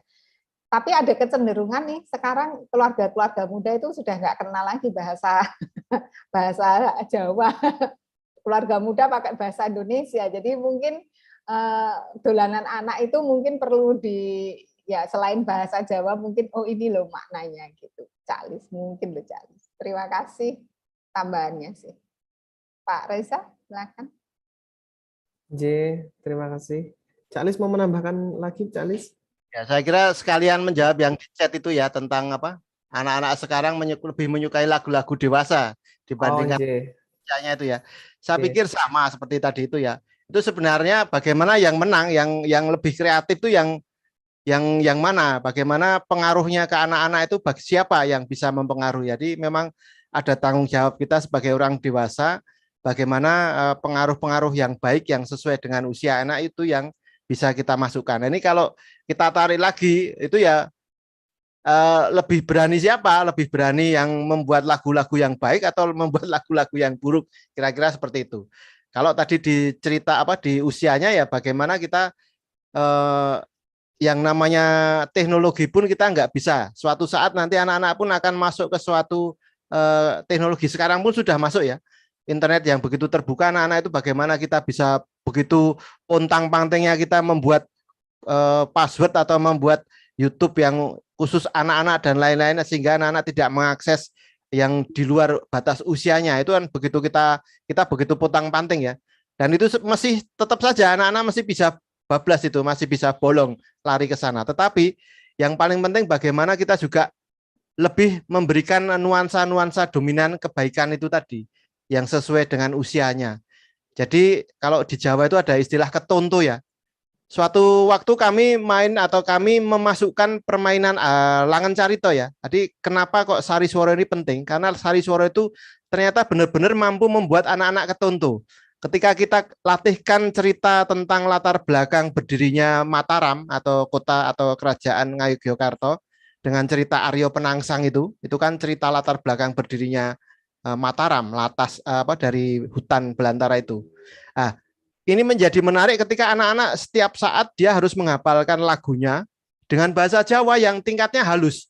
Padahal mereka itu nggak tahu yang namanya siro, ingsun itu kan bahasa Jawa yang halus. Jadi bagaimana mereka harus menghafalkan itu, kemudian setiap mandi dia juga tidak langsung atau tidak sadar menyanyikan lagu-lagu itu. Ini testimoni orang tua ya. Saya punya rekamannya tapi nanti terlalu lama. Nah, kemudian orang tua pun bertestimoni bahwa ternyata orang tua pun ya terpaksa menghafalkan. Sehingga ketika ditanya anak setelah lirik ini apa Pak? Itu dia harus bisa menjawab. Maka secara tidak sadar proses ketonto ini, proses pembiasaan ini menjadi satu hal yang harus kita masukkan ke anak-anak lagi. Dan akhirnya anak-anak pun sekarang menjadi lebih setiap ketemu saya ya dia langsung nembang, setiap ketemu kami, jadi di kampung itu setiap ketemu ini Pak Lis ya, Cak Lis yang kemarin ngajari kita jarana, Cak Lis yang kemarin yuk nembang ini lagi, tahu-tahu Pak jamuran ya Pak, dan seterusnya. Jadi hal-hal seperti itulah. Teman-teman, ini satu pesan saya, di sekolah itu sudah kewawogen ya dengan berbagai kewajiban-kewajiban kurikulumnya. Ruang yang paling terbuka adalah ruang keluarga dan ruang publik. Ini yang bisa kita masuki dengan kreativitas itu. Jadi kreativitas kita arahkan semua tenaganya ke ruang keluarga dan ruang publik. Saya kira itu. Matur nuwun. Terima kasih Pak Lis atas saran-saran dan masukannya serta pengalamannya selama ini. Oke, sesi pertama untuk pertanyaan, sudah 3 pertanyaan. Karena tadi ternyata dibaca sendiri oleh beliau Cak Lis, yang pertanyaan ketiga, matur nuwun malah sudah dibacakan. Kemudian sebelum masuk ke sesi kedua, kami ingatkan kembali untuk peserta yang belum mengisi presensi sudah ada di chat Zoom, kemudian juga sudah dibagikan materi pemaparan dari kedua narasumber, baik dari Ibu Fortunata Tiasrinestu dan dari Cak Lis di chat Zoom. Baik, langsung saja untuk mempercepat acara workshop kali ini akan saya bacakan pertanyaan selanjutnya yang dari streaming YouTube Bapak dan Ibu. Pertanyaan dari Minatul Nur Laila. Ingin bertanya kepada Pak Krisnaryo, apakah musik klasik bisa diberikan kepada anak usia dini? Dan kalau bisa, apakah anak usia dini mampu menerima dengan baik? Pertanyaan pertama, monggo langsung ditanggapi, Cak Lis. Ini lebih ke Bu Anu ini, Tias ini kayaknya ya. Untuk musik klasik tidak begitu menguasai, mungkin teman-teman dari musik atau Bu Tias, tapi yang utama itu memang tadi itu lagu yang memang memberikan satu jadi satu yang harus saya tegaskan lagi, kesenian itu tidak menjadikan seorang anak seniman, tetapi dipakai keindahan dan kehalusannya untuk mengolah itu. Jadi perasaan halus dan indah estetisnya itu harus kita tebalkan lewat lagu-lagu itu. Saya kira itu mungkin Mbak Tias yang lebih pas kalau musik klasik ini. Monggo Mbak. Ya, baik. Nah, tadi pertanyaannya lewat YouTube ya, Wah, saya tidak menyimak lewat YouTube. Apakah musik klasik itu untuk anak usia dini mengajarkan atau apa ya? Nah, kan ada musik klasik itu ditengarai penelitian itu memberikan manfaat yang baik untuk merangsang otak ya.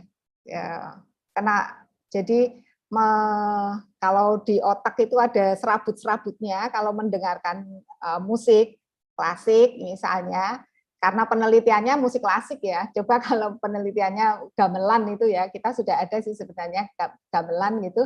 Ternyata itu serabut-serabutnya itu semakin banyak ininya tautan-tautannya, dan itu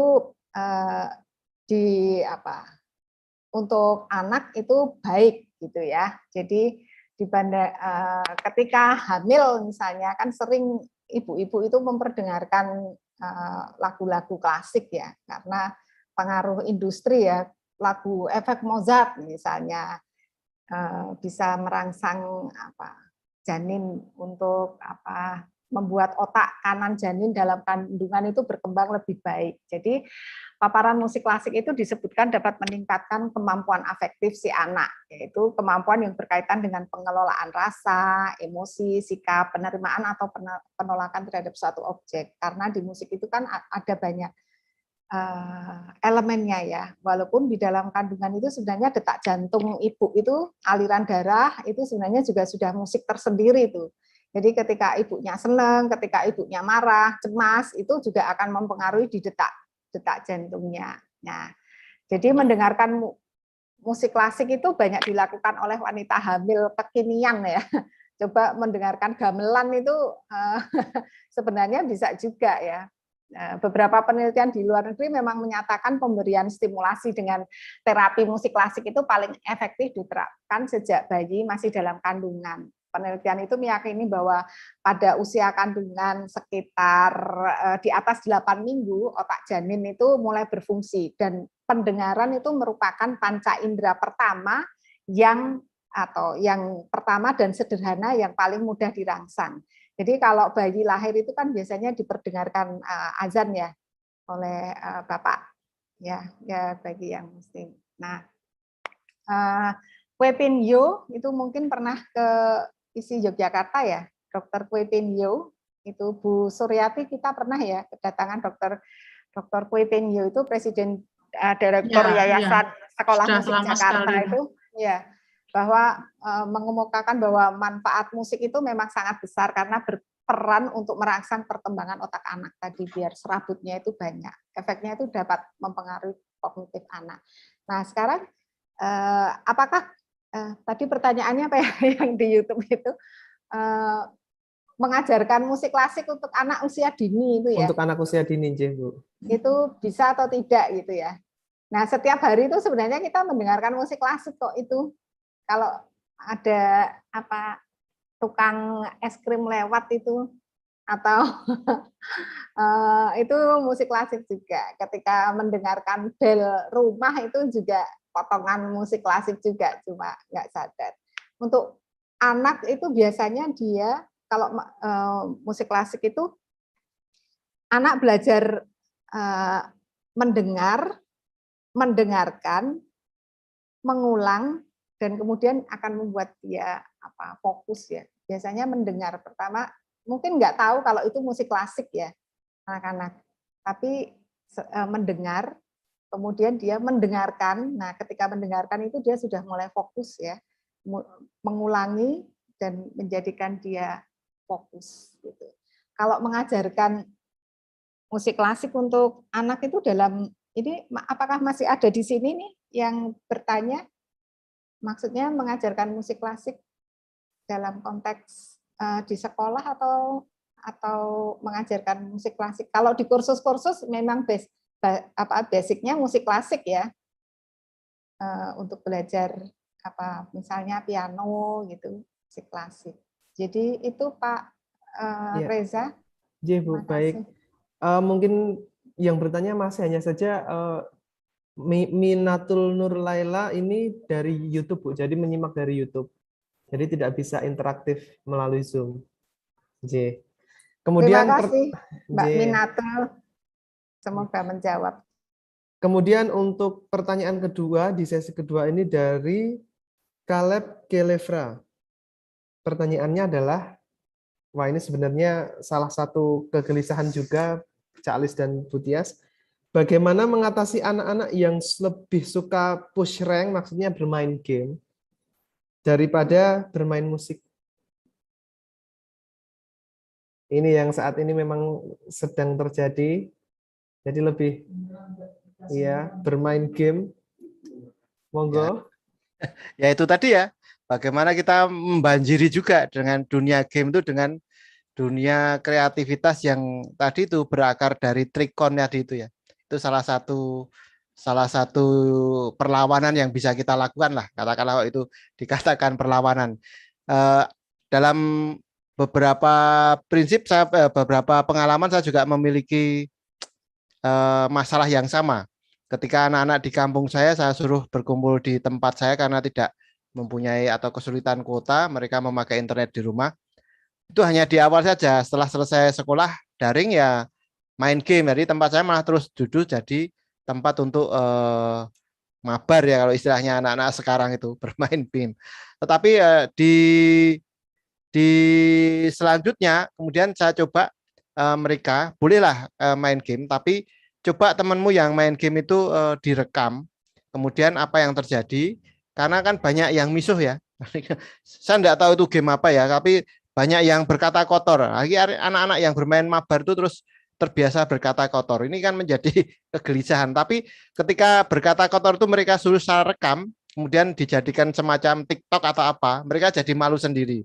Nah, kemudian rekaman itu harusnya seperti apa yang mereka ketika main game, akhirnya mereka merekam lagi dengan kata-kata yang diganti. Kata-kata kotornya diganti misalkan hal-hal yang tadi bertahap ya.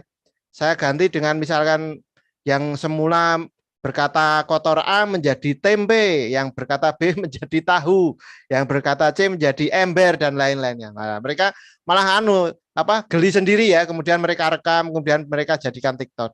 Nah, nanti di tahap berikutnya saya coba mereka membuat sendiri sebuah video yang diantara mereka. Jadi bagaimana memang kita bisa melawan ini dengan teknologi. Kita nggak bisa melawan teknologinya, tetapi kita bisa ya mengikuti alurnya. Dan kreativitas tadi itu yang bersumber dari trikon itu saya pikir menjadi pegangan kita semua, bahwa tidak hanya sekedar kita menampilkan kreasi, tapi juga bisa melawan arus itu tadi, melawan arus dari negatif yang bisa kita lakukan. Saya kira itu dari saya, Mas Reza. Terima kasih Cak Lis atas sharingnya. Apakah Bu Tias akan menambahkan atau mungkin pengalaman mengatasi hal tersebut? Monggo, Bu. Iya nih ya, anak sekarang ini game, push rank itu kita nggak bisa membatasi atau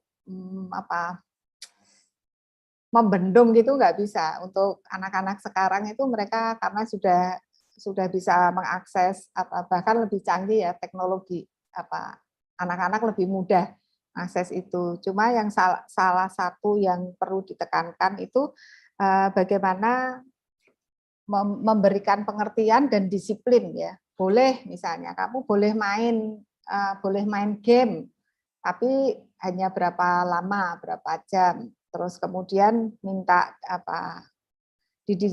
didisiplinkan misalnya melalui bermain musik, diarahkan ke bermain musik. Ya memang tantangannya sekarang seperti itu ya, bagaimana anak-anak yang suka bermain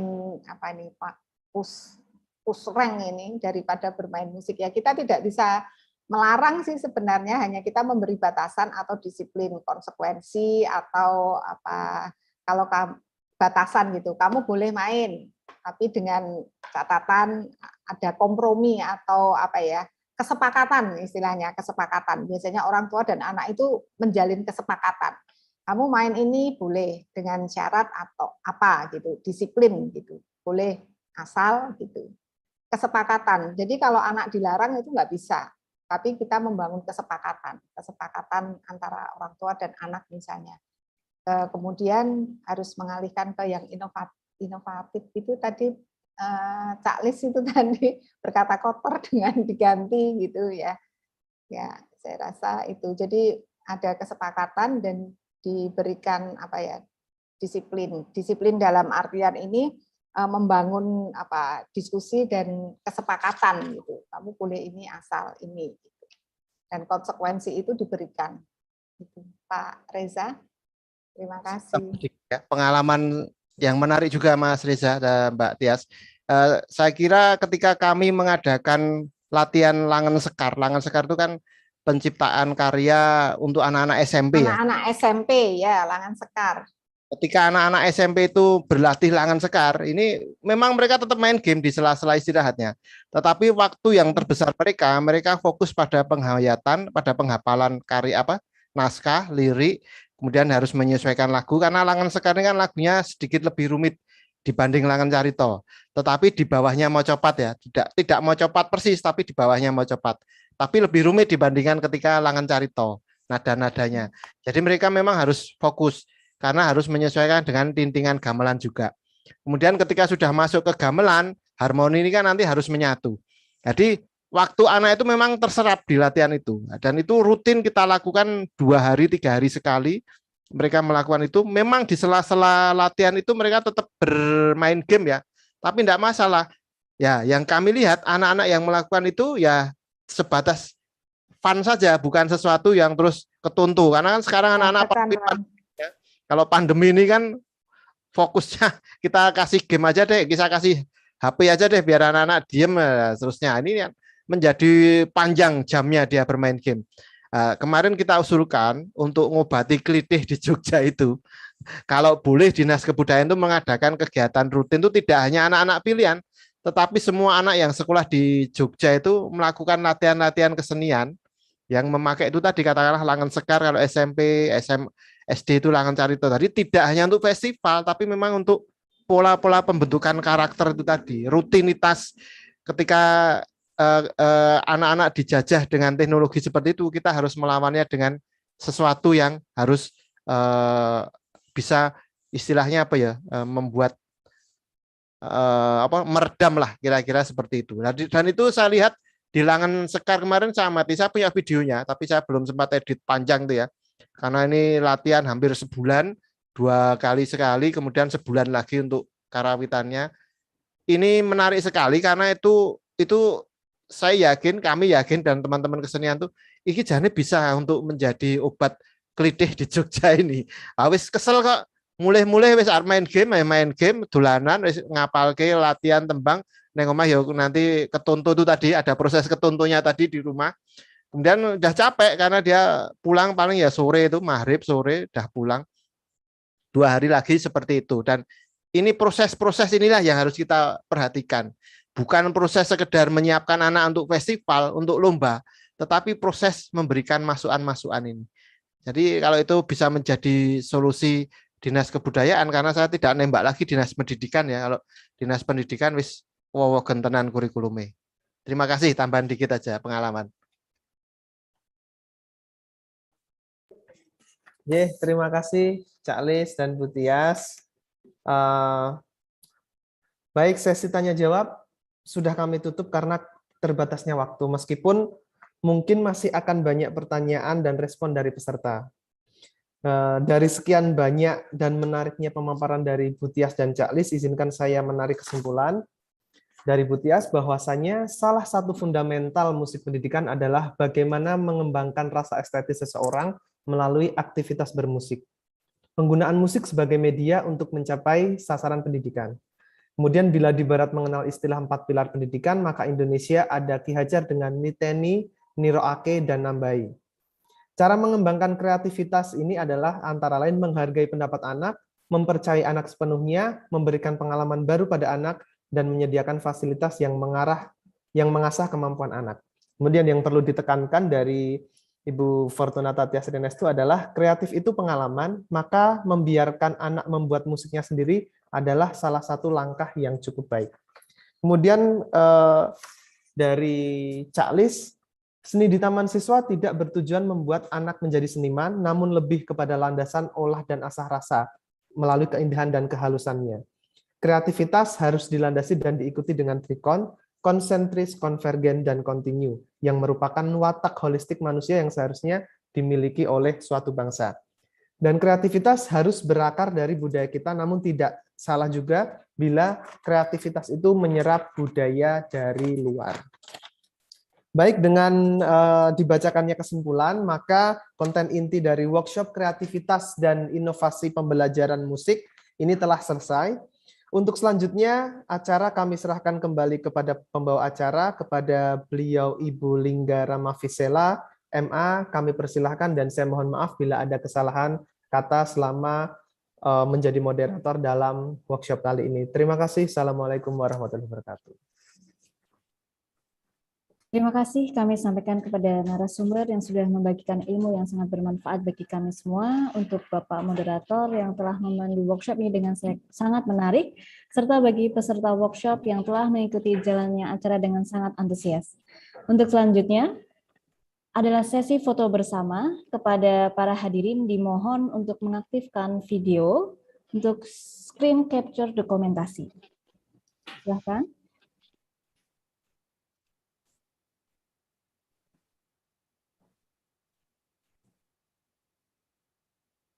Oke. Slide selanjutnya. Oke, ada 4 slide sini ya. Slide selanjutnya. Slide ketiga. Dan slide keempat. Ya, sudah. Terima kasih Bapak Ibu. Saya mewakili panitia yang bertugas menyampaikan mohon maaf atas kesalahan kata dan perbuatan. Semoga kita selalu dalam keadaan sehat dan bisa berjumpa di lain waktu yang lebih membahagiakan. Demikianlah workshop kreativitas dan inovasi dalam pembelajaran musik pada sore hari ini. Wassalamualaikum warahmatullahi wabarakatuh. Waalaikumsalam warahmatullahi wabarakatuh. Terima kasih. Terima kasih Cak Lis. Terima Terima kasih. kasih. Cak Lis, Bu Tias, Bapak Ibu semua yang telah hadir, Budian jauh-jauh ya. Dian. Salam Dian, Mbak terima Suryati. kasih. Terima kasih Cak Lis. Terima kasih semuanya yang telah hadir, Budina, Cucu. ya. Salam. Terima kasih, salam sehat selalu. Izin les. Terima kasih Cak Lis, salam buat Mbak Hatsari. Terima kasih, Mbak. Pak Yoce, makasih. Terima kasih Besok. Pak Yosias. Terima kasih. Terima kasih itu. Ada Ferry juga ya. Ya Yoce. Profesor Hey. Ilusias, Wah. Kok aku bisa lupa sama Mbak Dina ini? Hey. Mbak Dina, kok aku bisa lupa? Di sini ya, Ferry. Bang Ferry itu mana nih? Ada. Ya ampun, hey, aku lupa. Benar, sabar. Iya. Berkenan-kenan ya, bisanya di sini ya. Gimana kabarnya Mbak Dinar? Sehat. Alhamdulillah. Sukses. Awet nom. Amin. Iya, iya, iya. Terima kasih. Cucu. Oke. Sehat-sehat. Terima kasih. Ya, Pak Ferry. Terima kasih Mbak Dinar. Yo. Kasih. Terima kasih. Terima kasih izin klip ya. Makasih. Ya, terima kasih Bu Pak Tias, Reza. terima Ya. kasih Bu Indah, Terima terima kasih Pak Soti, Terima kasih semuanya Budias. program. Terima kasih Bapak Ibu dosen. Sama-sama. Program. Terima kasih semuanya. Mohon maaf kalau ada Tri, kurang. semuanya terima kasih. Mohon maaf kalau ada kurang salahnya ya, karena di sini banyak yang Oh harusnya bagus Bu Tias, kompeten. terima kasih ya Bu Tias ya. Sama-sama. Sampai bertemu. Salam sehat. Si Bro kok orang Mbak background Dinar gue. kapan ke Jogja nih?